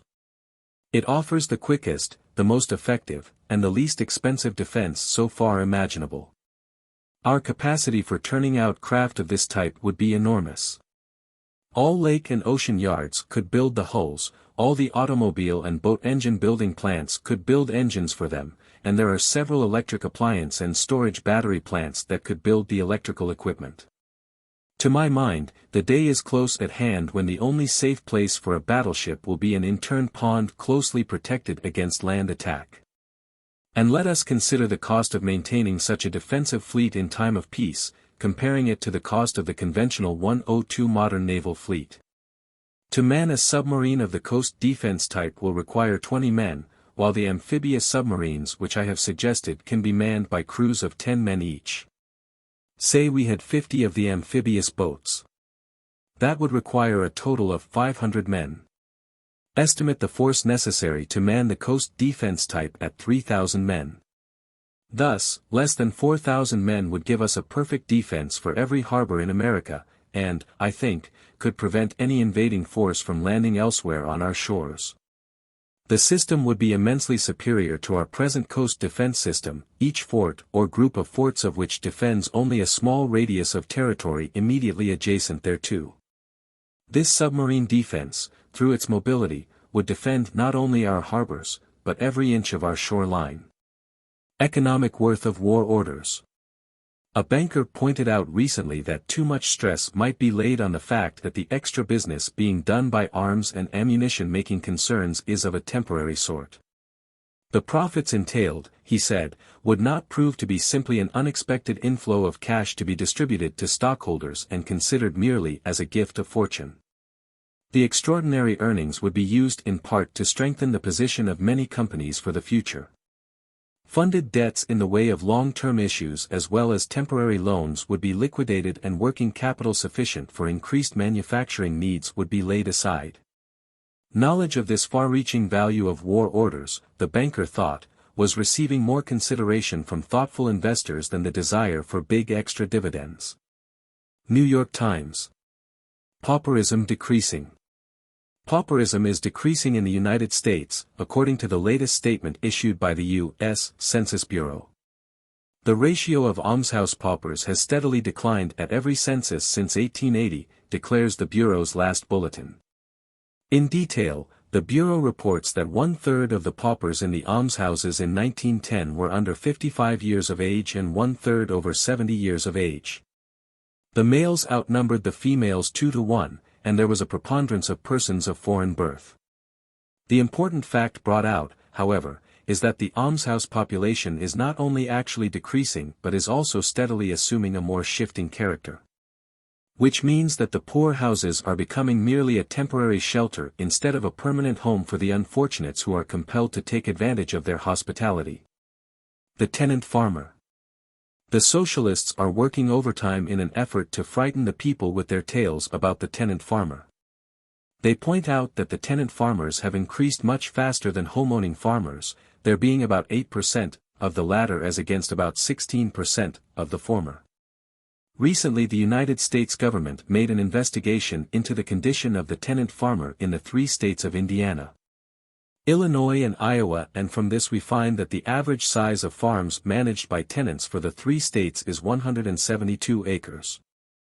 That the average income of each farm is $1,732, and the average expense $740, leaving for the average tenant farmer an income of $992 a year. Mother, Willie, I'm shocked at you. Do you know what becomes of little boys who use bad words when they play baseball? Willie, yes'm. They grow up and become golf players. Boston Transcript. 103. The Information Desk. Samuel Gompers, president of the American Federation of Labor, in a letter recently made public, declared his abhorrence of war, but at the same time his belief that there are some things more abhorrent than war. One of these things would be to be robbed of the birthright of freedom, justice, safety and character. Against any attempt of any person or group of persons, or nation or nations, to undermine or destroy these fundamentals of normal human existence and development, he adds, I would not only fight to defeat it, but would try to prevail upon every red-blooded liberty and humanity-loving man to resist to the last degree. President Kilpatrick, of the School Garden Association of America, in an address at Labor Temple in New York, deprecated the general disposition to educate all children to live in the city. It is time, he said, we should educate them so that they will have an opportunity to make a choice if they wish to do so. To this end he would encourage classes in rural and household economics, and give the advantages of country living a fair show. The trade balance of the United States for the current year seems likely to exceed $1 billion. This is due to unusually large exports of foodstuffs at high prices, and to exports of war supplies and munitions. This year's crops in the United States give promise of unusual abundance. The estimate is for 950 million bushels of wheat, 1,300,000,000 of oats, and about 3 billion bushels of corn. There will probably be some reduction in the cotton crop because of the substitution of food crops for cotton in most of the cotton states. A smaller cotton crop will naturally mean better prices for that staple. So on the whole the outlook for continued prosperity in the United States is good if this country remains at peace. If the Mexican people possessed intelligence and courage enough to demand and enforce the cessation of murderous activities by their bandit leaders, that country might now enjoy great material prosperity. For it is rich in things which the world is paying high prices for. It has copper, rubber, and petroleum, as well as gold and silver, and a soil that could be made to produce abundant food crops. The recently issued Summer Social Register of 1915 shows a reduction of 75% in foreign residences or banking addresses abroad of Americans. This indicates the effect of the war on society in restricting foreign travel from this country. A Wall Street note also indicates that many notable financiers and captains of industry are taking their summer vacations in visits to the Pacific coast and other portions of their own country instead of the usual European visit. The tourist agencies have also changed their activities to promoting "Seeing America First." Some time ago Prof. Kuno Meyer predicted that the present war, instead of being quickly ended, would develop into a worldwide war, in which America would try to remain neutral, but would ultimately have to fight to protect her own interests. Let us hope that Prof. Meyer is too pessimistic. Already there are some significant signs that peace may not be so far off as some people suppose. Miss Angela Morgan, one of the American delegates to the International Women's Conference at The Hague, says that German college professors whose names are well known in the United States told her that they were opposed to the annexation of Belgium or any other foreign territory. 104 The old Latin motto "to learn from the enemy" might be applied with advantage, to themselves, by the British nation whose eminent leaders are complaining of slack work in the manufacture of munitions of war. A neutral correspondent of a London paper, returning from Germany, says the workmen in German ammunition factories put in 15 to 20 hours continuous work at a shift, that they never strike and never go on a vacation. Every worker works with the utmost diligence and energy of which he is capable, because he knows that if he slacks he will be sent to the front and placed on the firing line. This is war. The American Army and Navy Journal thinks that militarism will not be dead no matter who wins in the Great War. It prophesies that when the conflict does end, everything points to a continuance of the military systems as they existed before the war, strengthened and expanded in accordance with the lessons learned from the conflict now raging. The only thing that can save the world from such a calamity is the establishment of a world court for judicial settlement by the agreement of the majority of the great nations. Speaking of the talk of war with Germany over the Lusitania tragedy, Caius Northrup, President of the Minnesota Peace Society, and President Emeritus of the Minnesota University, said in an address to the students, "It is easy to talk of drastic measures, but what could we do in the event of war? Could we send our navy over there? Where are the 48 British dreadnoughts? We cannot suppose any different treatment would be accorded our fleet if we went over there. And could we send our army over there to be killed underground? The idea is preposterous."